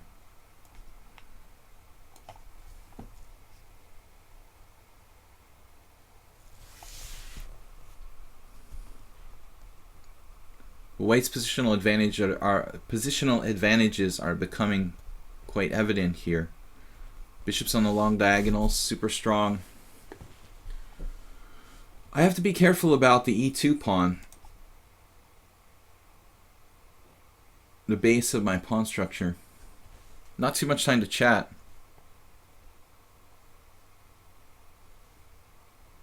Queen e6. Rook e7 was played. Now we're going to close the e-file. Mr. Sparkles. Senor Sparkles. Spinal Tap Chess, what's up, man? I saw you playing earlier. Oh, no. I'm so strong tactically, it's like ridiculous. He played f6, and I played rook on e to c1. Then he played rook b6, and I played d4. You know, I'm not sure about Spinal Tap Chess, but Justice Bot would have seen this right away. Bishop d5. I'm 100% sure. Winning a queen. I just don't expect people to give me queens, you know. I'm used to having to like grind people down with a pawn and stuff. And winning is the important part. It's not how you win, it's whether you win or lose, you know. It's not how you play the game, it's whether you win or lose. No, that's not my philosophy for real. I'm just kidding. So here, simplify. Could have won a queen for 3 moves. Didn't see it. I'm busy focusing on not losing on time. If I look away from the screen for a minute, I might lose focus. 15 seconds is a lot, though, with this increment. But Amir, like, stunning me with this. The important part of this game is that he came up with a really crafty new gambit that I've never seen in my life. It might be halfway decent for black. All right, dude, you're killing me here. How do I break this down? Like this? Difficult tactics are my specialty. One move threats, skewers of the queen to the king. That's why people come to me for my expert tactical execution. Time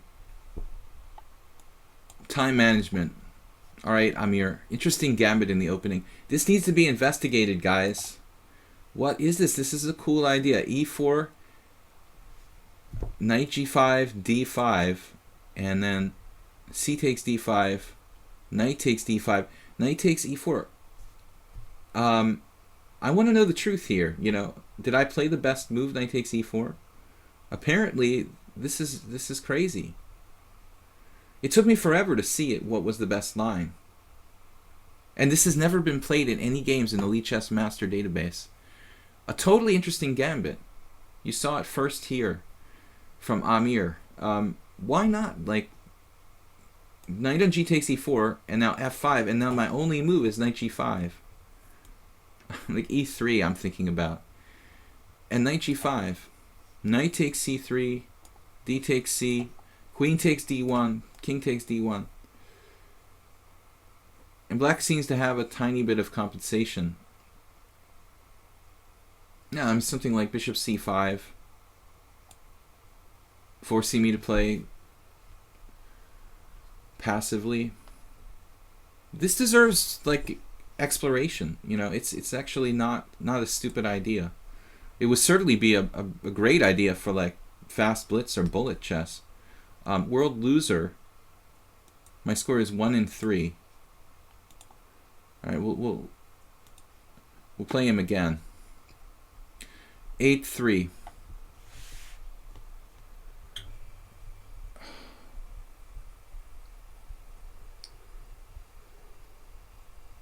You convinced the top 4 in the poker tournament tonight to split the prizes, so we got $450 each. The other day, DST, I had a friend of mine I was backing, and he couldn't convince the other guys to make a deal. They were like 8-handed with 6 prizes or something, and my friend was 7th in chips. World loser's not here. We'll give him like 30 seconds. So if he made a deal, we would have got some money back, but they refused the deal, and he ended up finishing 7th or something. Hasta la vista. Yeah, it's always, I think it's good to make a deal in those kind of situations. I mean, it depends. You know, in these kind of poker tournaments at the poker club, if the blinds get really high, it becomes like roulette. So I would normally go for the deal. Of course, if you have a lot of money, then deals are uninteresting. All right, world loser is canceled. We're going to play Dumb Saint 8-3. I don't think I played e4 today, did I? I've been mostly black. What are you guys talking about in the chat here? Charles Dwyer. Anyway. Dumb Saint. I believe in the open Sicilian in principle. So guys, tomorrow's Friday. We're going to be playing Blitz. Just 5-3 challenges. No other time control. Tomorrow 10 to 12:30. Don't forget to check out my YouTube channel, Video Chess Training on YouTube. Please like and subscribe over there. Even if you don't watch it, you still have to like and subscribe. And what else? We have a couple openings for lessons. So one of my long-term students canceled recently. So if you guys are interested in seriously studying the game at a reasonable price, you can send me an email, videochesstrainer@gmail.com. I'm working on chess full-time now, over a year, since February last year. After being kind of like just playing chess for fun for the last 5 or 6 years, I'm really into chess full-time now. So if you're interested in lessons, I'm a dedicated coach, reasonable rates, not overpriced. Knight f6, knight c3. If you're looking for a local coach in the Pennsylvania, New Jersey area, you might want to check out Spinal Tap Chess. I don't know if he's still teaching, but you can hope so. a6, bishop c4. Dumb Saint, I don't remember. Did we play a Najdorf before?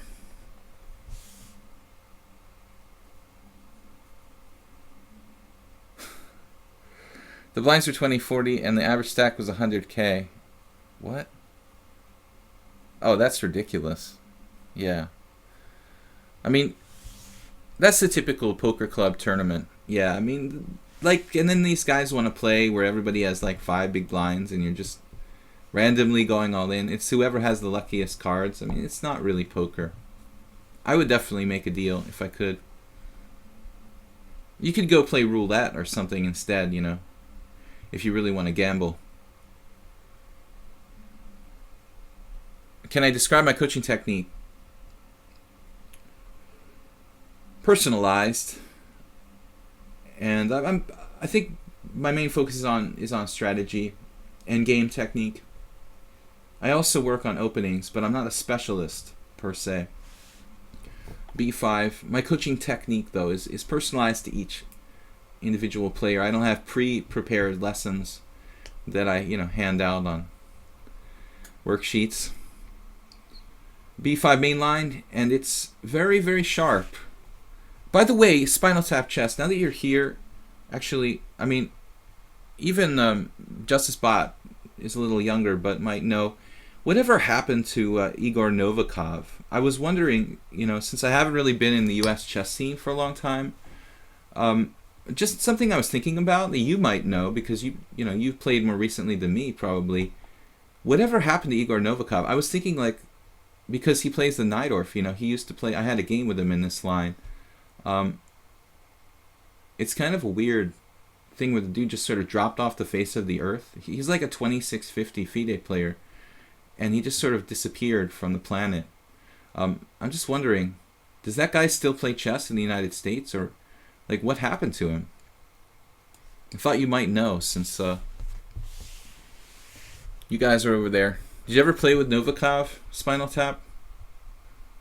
Really good positional player, excellent opening preparation. Najdorf. With d4, he was brutal. Is knight c6 here any good?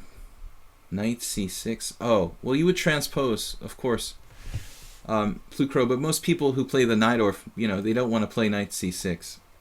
You would transpose to some kind of Sozen, Scheveningen. You don't know. Probably he joined the old industry.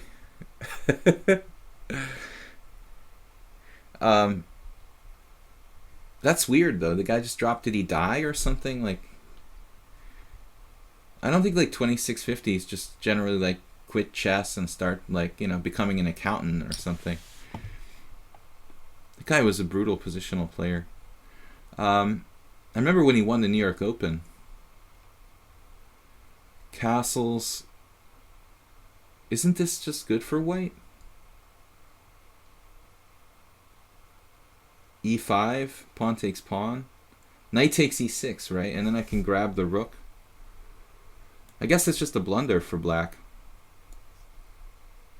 So I'm saying you have to play, the standard stuff here for black.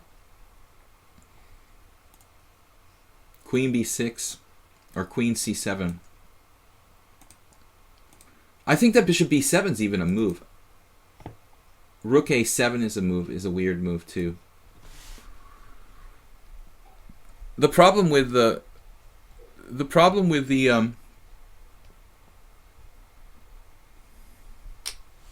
Najdorf, and the reason why I never was into the Najdorf, is because it's so theoretical, it's ridiculous. You have to memorize so many sharp lines. Even back in like the late 80s, when I started playing in tournaments, John Nunn had a 250-page compendium, on the Najdorf, and that was like 30 years ago. So 30 years ago, there were 250-page books on this opening for black. Imagine what it's like now. I was just always turned off by how much theory and memorization is involved in playing the Najdorf. It's just like overwhelming.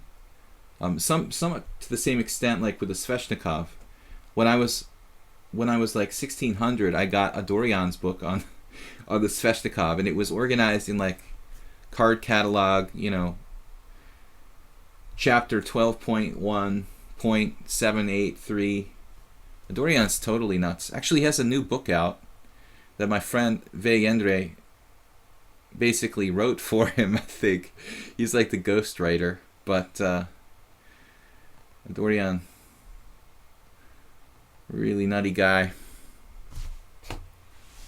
Ben Feingold.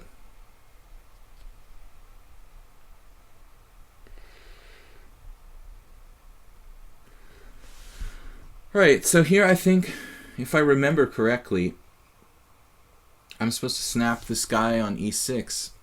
I could be wrong, but I think that's the standard procedure here.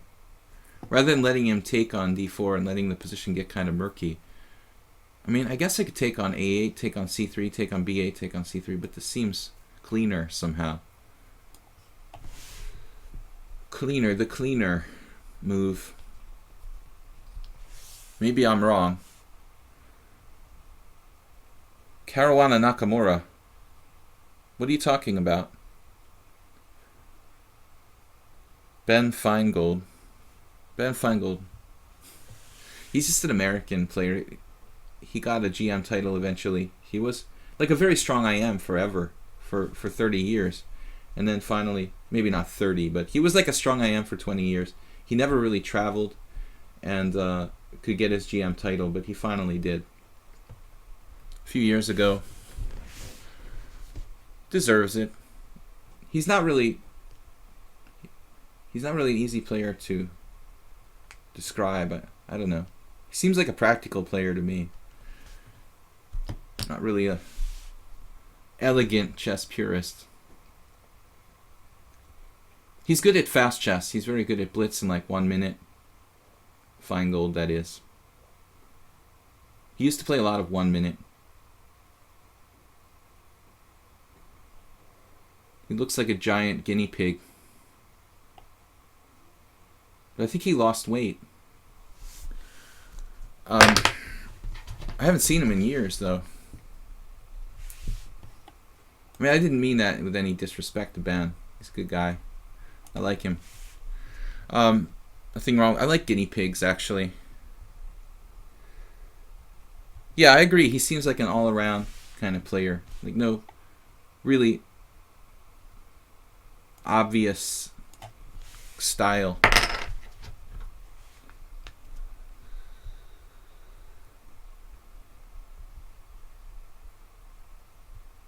I would definitely prefer guinea pigs to hamsters.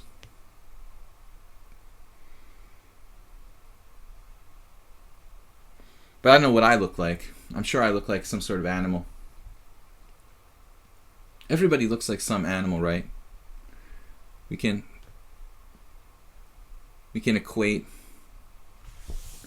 people to animals. A penguin from the Batman Returns. And I don't know why the penguin doesn't do it for me.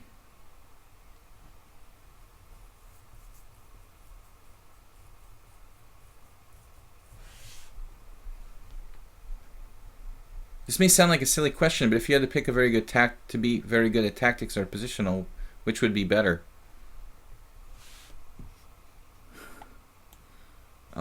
Well, bishop takes e6 check here for whatever that's worth. I don't think it does anything special. We're going to end up trading queens no matter what. We're up material. One rook for clear exchange, basically. Am I up more than that? Sometimes I lose track, but it's just a clear exchange. Would I prefer positional or tactical? I think that I'm kind of like not that better at one or the other. I try to teach people to play strategically, but in my practice I use a lot of tactics. So, and sometimes I feel like I'm better tactically, like I play better in open positions than I do in closed positions. So it's hard to define with me. I don't know. I like chess strategy and positional play. I guess I would prefer to be, if I could be the best positional player, I think there's more beauty in that. You know, in the game, in the strategic side of the game, I see more beauty. But in practice, I think that it's harder to play strategically.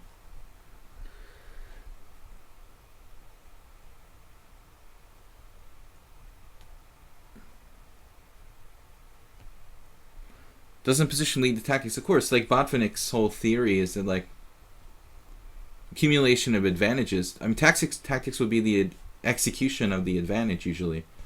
I mean, when you accumulate a positional advantage like Mikhail Botvinnik or Michael Adams, I mean, the tactics are the means to the end usually. So you can't really have one without the other. I mean, and it's really honestly oversimplifying to turn chess into like these two components. Just the way that we keep it simpler in our minds, I think.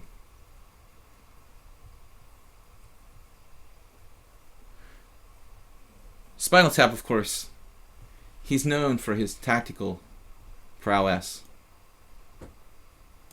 Alright, Dumb Saint just blundered in the opening, guys. he didn't know about e5. We're going to play against Sabatica, man versus machine, and we'll see if we can... That'll probably be it if these games go the distance. Sabatica's just playing me for the first time. I don't know how strong he is. Normally I don't play people with like less than 50 games, but he's been waiting the whole stream, so if I was going to turn him down, I probably should have done it like an hour ago before I told him to re-challenge me. So it's not a hard, fast... Chess has 3 components. Sex, drugs, and rock and roll. What are the 3 components, Spinal Tap? Yeah, you were close, Curry Howard. I was really close. But Curry, you're so negative. See how positive I am? I knew there were 3 components, but I thought there were 3 positive components. And that's what the 3 components lead to. Sex, drugs, and rock and roll lead to alcohol, rage, and depression. And it's a sort of... And those are the 2 stages of chess.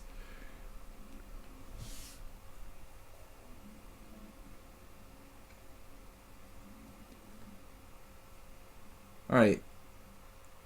Honestly, guys, I mean, knight f3, it's a very popular move among professional players, but you don't get that much control of the center like with d4 and e4.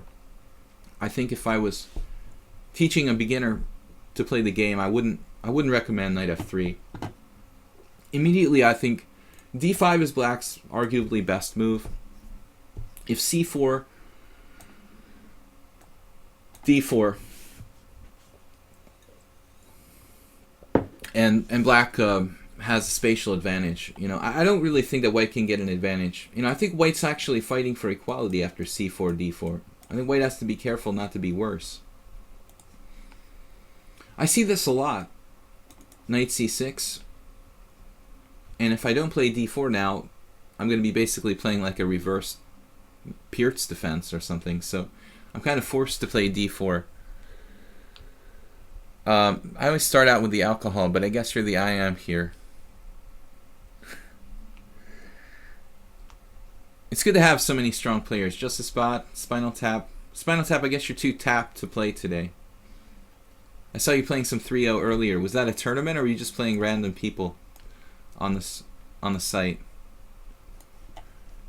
Sabatica, this isn't a bad setup for black. It's good that you got your bishop outside the pawn chain. A lot of people will, especially beginners, play like e6 here. You don't want to do that. You're basically playing a kind of Catalan with your bishop locked in on c8. Better to get it outside the pawn chain. So very correct. Now maybe c4. I can play c4 or castles. But I think that white really needs to strive for c4. Because otherwise, I just don't think white's got enough control to center to command an advantage here. You can play quietly with moves like b3 or c3, but you're not getting enough control of the position. So c4, and it's probably a position that's been reached some GM games. Actually, I saw something similar last year between Banus and Grandmaster Banus Tamas and Tamash and Ivan Ivanisevic. But I think Ivanisevic, yeah, this might have been the position actually. It might have been this exact line. Sometimes you see people play bishop f5 instead of bishop g4. But for a 1200, Sabatica is playing pretty good. 1200 after 13 games, man. You have a handle on the opening. That's for sure. Very correct opening play. Wormius says, what? After c4, d4, I like the Benko Blumenfeld type game you have. But how are you going to do that, Plucro? Like b4? I mean, these are lines that are known, but... Knight f3, d5, c4, d4. I think that white has equality at best. And that's why I stopped playing c4, actually. Better to just play like g3 and some kind of reverse King's Indian. Alright, Sabatica. Guys, we have challenge. One more challenge after this. I can play more only if this game or the next game were really short. But now the question is how to continue.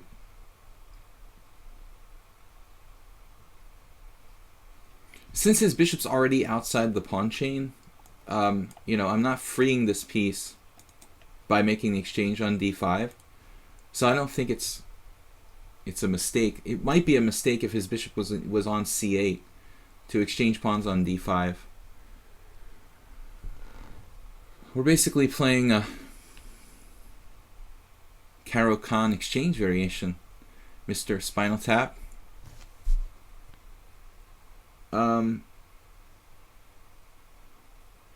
Bishop f4.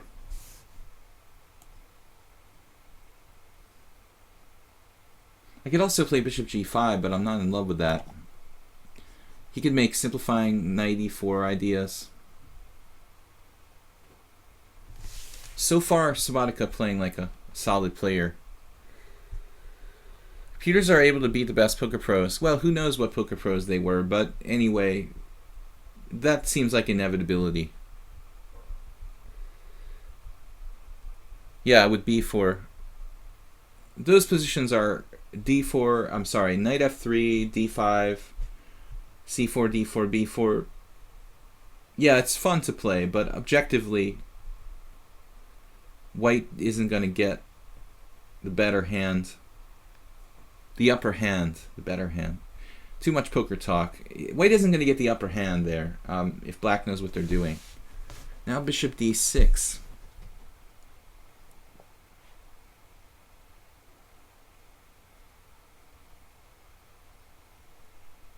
We have knight e5 here. Turning the corner on this bishop on g4.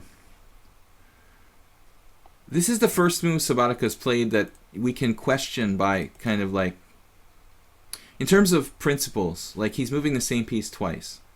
Some people might go as far as to question the second move, knight c6, because he's blocking his c-pawn in a queen, basically like a queen pawn game type position. We can make an argument that you're blocking the c-pawn from influencing the center, but the jury's out on that. Obviously, Richie just tried to play the Chigorin's defense against Nakamura. Not really recommended, Richie. You know, not really a good idea. Slightly out of his skull is Rapport getting hammered by Nakamura. That was a really nice game, actually, from the recent ongoing tournament in the United Arab Emirates. What are we doing here now? Rook e8, logical, but this is hanging. This is hanging on d5. Knight takes g4. Knight takes g4. Knight takes d5. That appears to win a pawn for me. Of course, material isn't everything.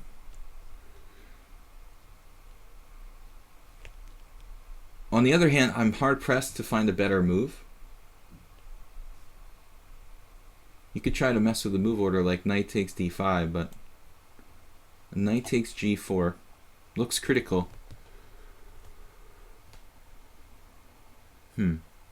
That drops a piece, so you should have a prepared sacrifice here. This isn't good for black. Myriad ways. So you have to play knight takes back on g4. I mean, white should be good. After that, I'm winning at least a pawn. I could play even e3. Maybe that's not so clear. But I'm certain white is better. This way we're just up a piece. We have time for at least one more game. I know how to make it even between computers and people in poker. It's like how to make it even between computers and people in chess. Just don't try and forget about it, you know. He's proposing a take back. Well, you can take back, Sabatica, but it's not going to save you. Maybe it's slightly better to take with the queen. I don't know. But I'm not going to take back more moves here. We have time for one more game. Yeah, let's just give up comparing people to computers. I mean, People are not computers. They're not meant to compete with computers. Let's just accept that computers are good at doing stuff fast and move on with our lives. Maybe G takes F here. Everything's good though. Weakening my king side. Knight takes. I guess it's all good. This doesn't mess up my king side pawn structure. It shouldn't really matter. I'm up a piece here.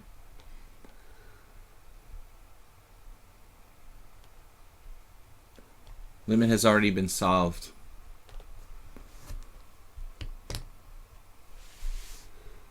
Knight takes f4, guys.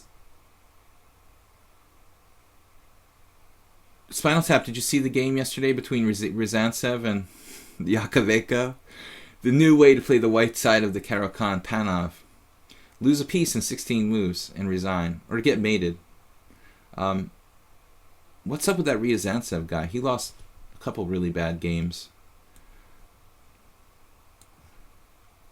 Anyway, how do you qualify for this so-called Grand Prix?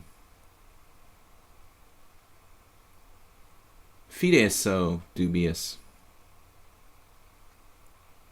Now that Kaspersky is like an official sponsor of FIDE, they have it glued all over the advertising. I'm probably gonna. I only have Kaspersky on one of my machines, but I think I'm gonna get rid of it because I can't bear to have a Kaspersky on my computer if they're like sponsoring FIDE. Yeah, Spinal Tap, it was really sick. You know the draw variation in the Panov with Bishop G4? Yeah, I've never seen anyone manage to lose with white in that line before, let alone like in 16 moves. But it was really pretty comical. I like Yakovenko, man. He's a really, really, really quality chess player. That guy, he plays some great chess. You know, I think he's like an improved me, basically. He's like me, but just better, more or less. Pawn takes d4. Ryazantsev. How did John Ludwig Hammer qualify for the Grand Prix? I don't understand how certain people got in there or how it works exactly. It's sort of stupid to ask that question though. Like, how do random people qualify for a tournament hosted by a corrupt chess organization? Does it matter? Not really.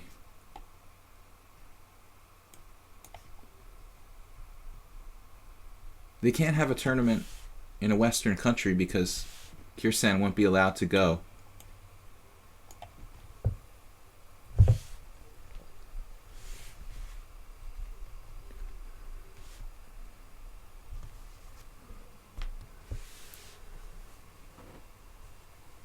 I guess there's no more serious chess events. I mean, the World Championship was held in New York, but it was basically not really held in New York. It was just sort of pretending to be held in New York. Maybe it was like the moon landing, like it was. Maybe the World Championship was really like faked. It wasn't really in New York. Was anybody from the stream really there? We could come up with a conspiracy theory for that. All right, Rook C7 is good.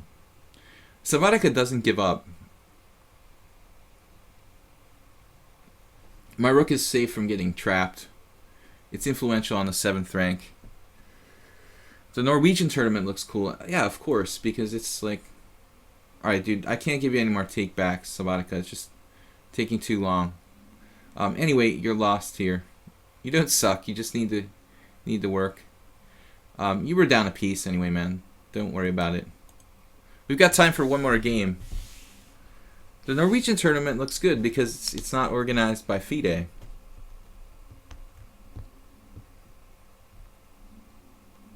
You know, it helps. It helps if it's not organized by FIDE. Let's just protect that guy. Who knows about the World Championship? It's not every year, I'm sure. But just count on it being in a country where Kirsan is allowed to make an appearance. But I like how they have the World Championship in New York and there's like not a single sponsor from the United States. Well, thankfully, because I wouldn't want to be a sponsor of a FIDE World Championship.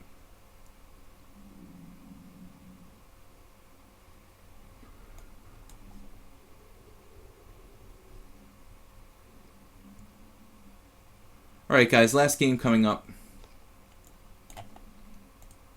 Man versus Machine. Oh, 2,700, dude. Come on now. Really? Oh, no. It has to be a machine. Come on. I can't play that guy. How many games does he have? 197. Oh, come on. It's got to be a computer, right? It's called Man versus Machine. No, dude. I didn't realize you were 2,700. Is this guy for real? He's 2,500 in bullet, 2,700 in blitz. Does anybody have any ideas about Man versus Machine? I don't really want to get smoked by a computer today. I've had my fill of it for the day, man. No, not today, but for the week. Man versus Machine. We'll let you get some more games under your belt, you know. Though he's bullet 2,500, kind of has to be, makes you think he has to be real.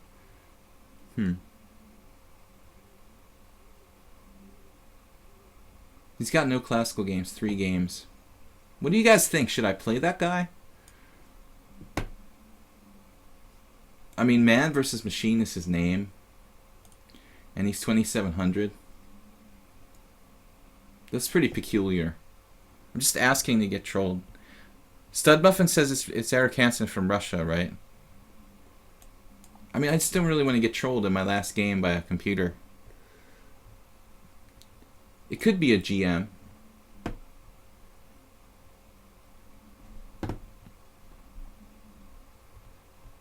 It's casual after all. Well,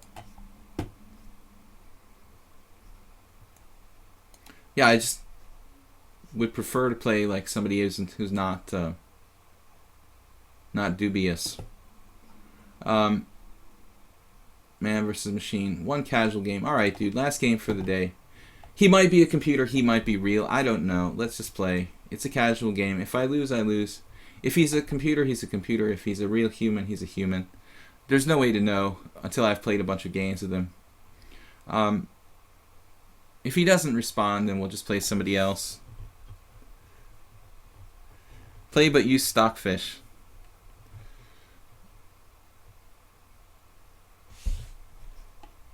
There's also no way to know, like, you know, from one game if somebody's a computer. I probably wouldn't think about it, but, you know, strong players normally don't gravitate toward playing me on the stream. And secondly, we've got a few exceptions who are friends, like Spinal Tap and Justice Bot, but they're the like minority. You know, mostly strong players want to just play blitz and stuff. Alright, I'm going to treat him like he's a human and assume that he is. The rating's very high, though, 2,700.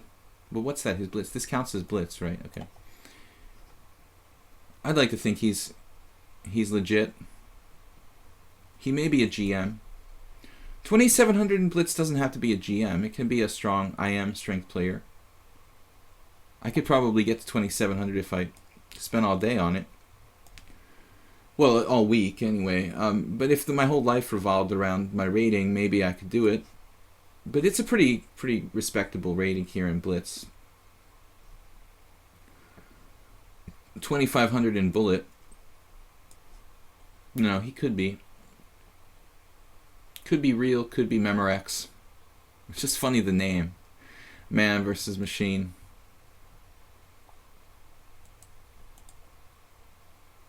He's probably a computer science programmer at like the University of Moscow or something, testing out new algorithms with his chess engine.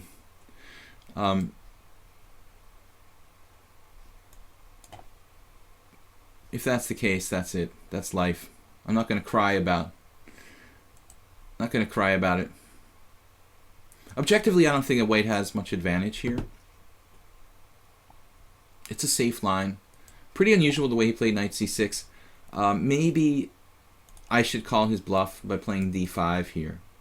In fact, not maybe, like more like definitely I should play d5. Well, anyway. What would Tony Miles do? I guess that's what we have to ask ourselves.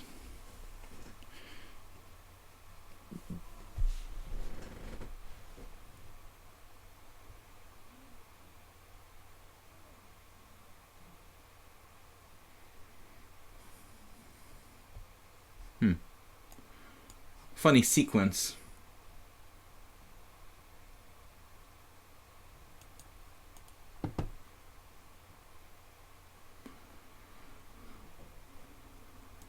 E5.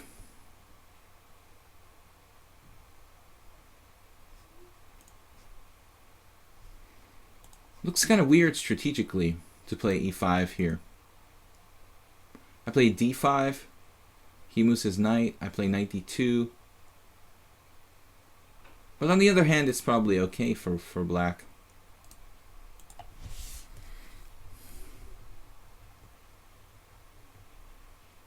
The other problem is like when I'm suspecting someone could be a computer, I don't play well because I'm like paranoid that they're a computer. Knight takes e5, bishop takes e2. That drops a piece for me. Knight takes c6, bishop takes d1, knight takes d8. Looks, don't really want to go there. All right, we'll try to keep this in more kind of standard King's Indian type waters. E4. Yeah, I kind of like e4. You know, not letting him get f5 in. There are obviously other ways to play, but this seems like safer than the other variations.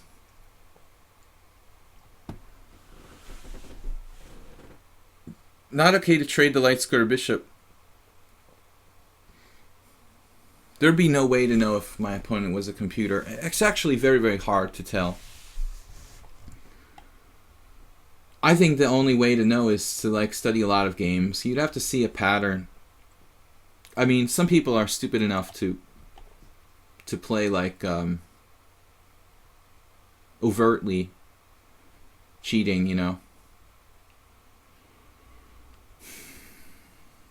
Knight d2 here.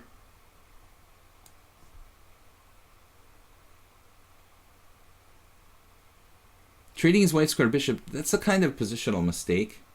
But he seems to have enough activity to kind of justify it.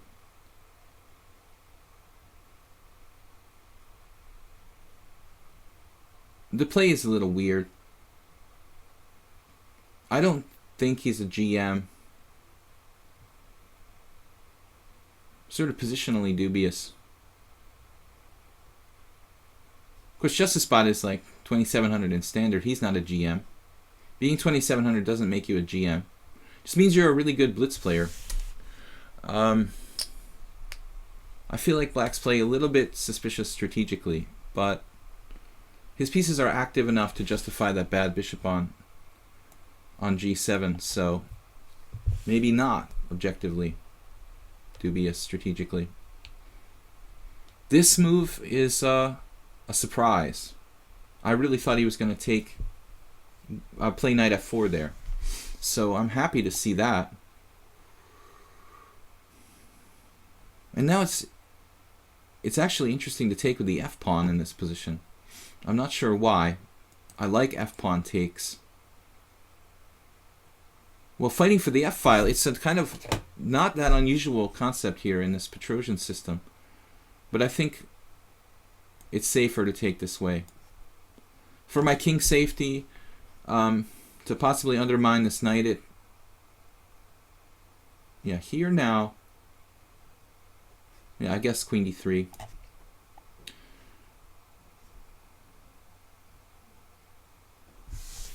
Seems about balanced. Queen d7's normal move. We're going to need to challenge his knight at some point.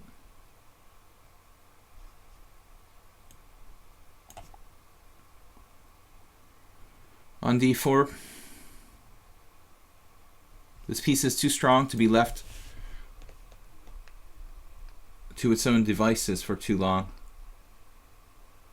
I guess we could strong point the e4 square. Another idea is f3. It's kind of double-edged.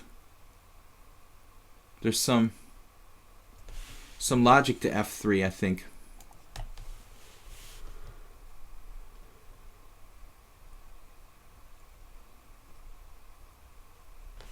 And now g4 is debatable. He has h5. I could just take.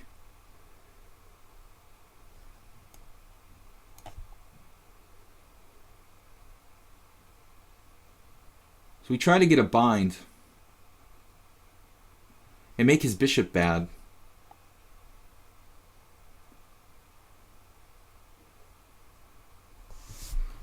You know, if you had to ask me, I'd say he played like a human. Not like a computer. There's c6 now. Looks like white's a little better. But this move makes some sense to undermine my position.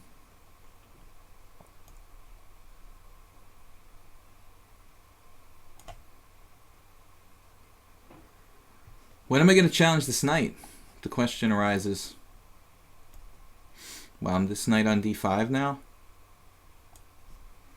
Two big knights? Complicated situation. He's got a lot of pressure on f3, so wanted to keep my position together. I can't play g3. That's the problem. You could take with the pawn on d5, but I don't like the structure.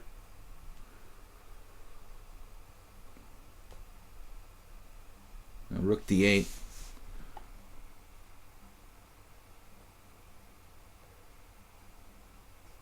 I could play g3, but then he has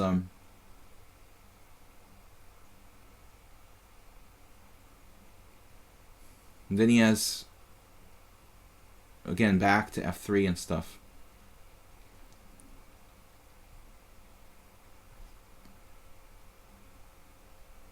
Not really sure what I'm supposed to do here.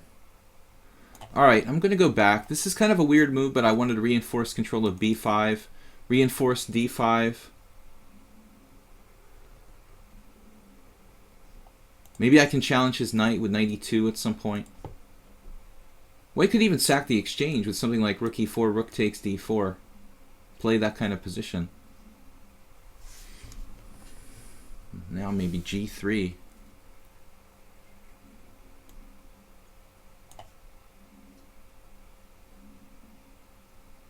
I don't want him coming into f4. Very low on time.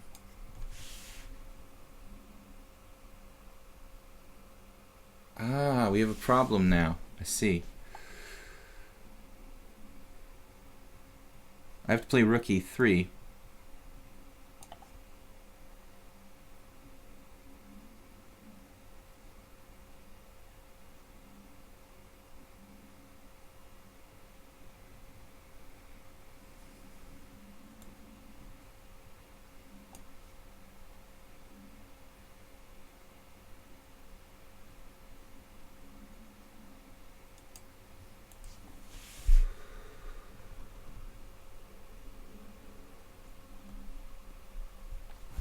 Getting low on time. He is very fast.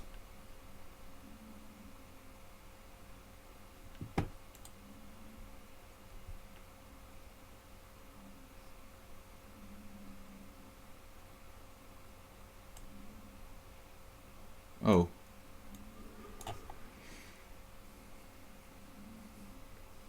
This knight c5 and e4 ideas.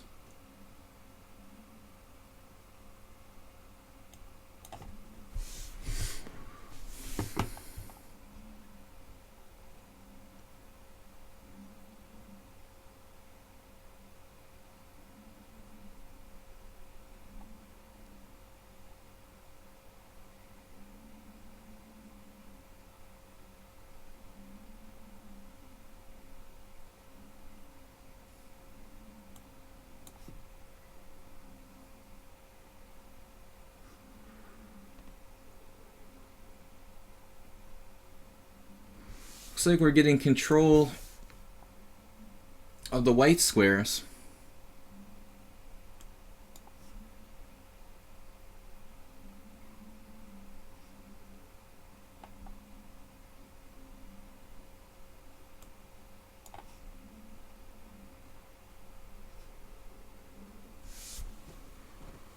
We've been known to roll out some tactics too.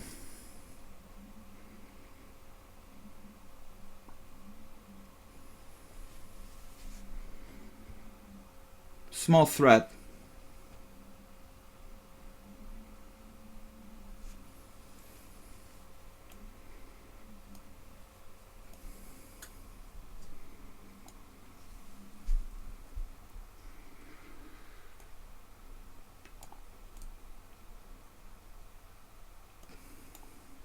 Well, I guess he's not an engine. Good game. If I win, you're not an engine. No. So he's actually pretty good, pretty fast, but I think that he should have contented himself with like at 1 point or 2 points he could have made a draw there. So Black was a little overconfident. I think that he wanted more than he had in the position. I would have agreed to a draw by repetition, probably right before he blundered knight takes g5. Interesting game. Black was active enough to justify the bad bishop. Maybe he was better at some point if we look at that game, but kind of questionable strategically. You know, always the question of the bad bishop. I'm not sure. Anyway, guys, we'll see you guys tomorrow. It's just Blitz tomorrow, 5+3 on Friday. Fast Friday. Thanks, Euro, and thanks everyone for tuning in. We'll see you tomorrow again, 10 o'clock a.m. CET. Thanks everyone for playing and not being computers. Thanks you guys, and also check out my YouTube channel, Video Chess Training on YouTube. And we are available for lessons if you want to send me an email, videochesstrainer@gmail.com, if you're interested in training. We'll see you guys tomorrow. Bye-bye.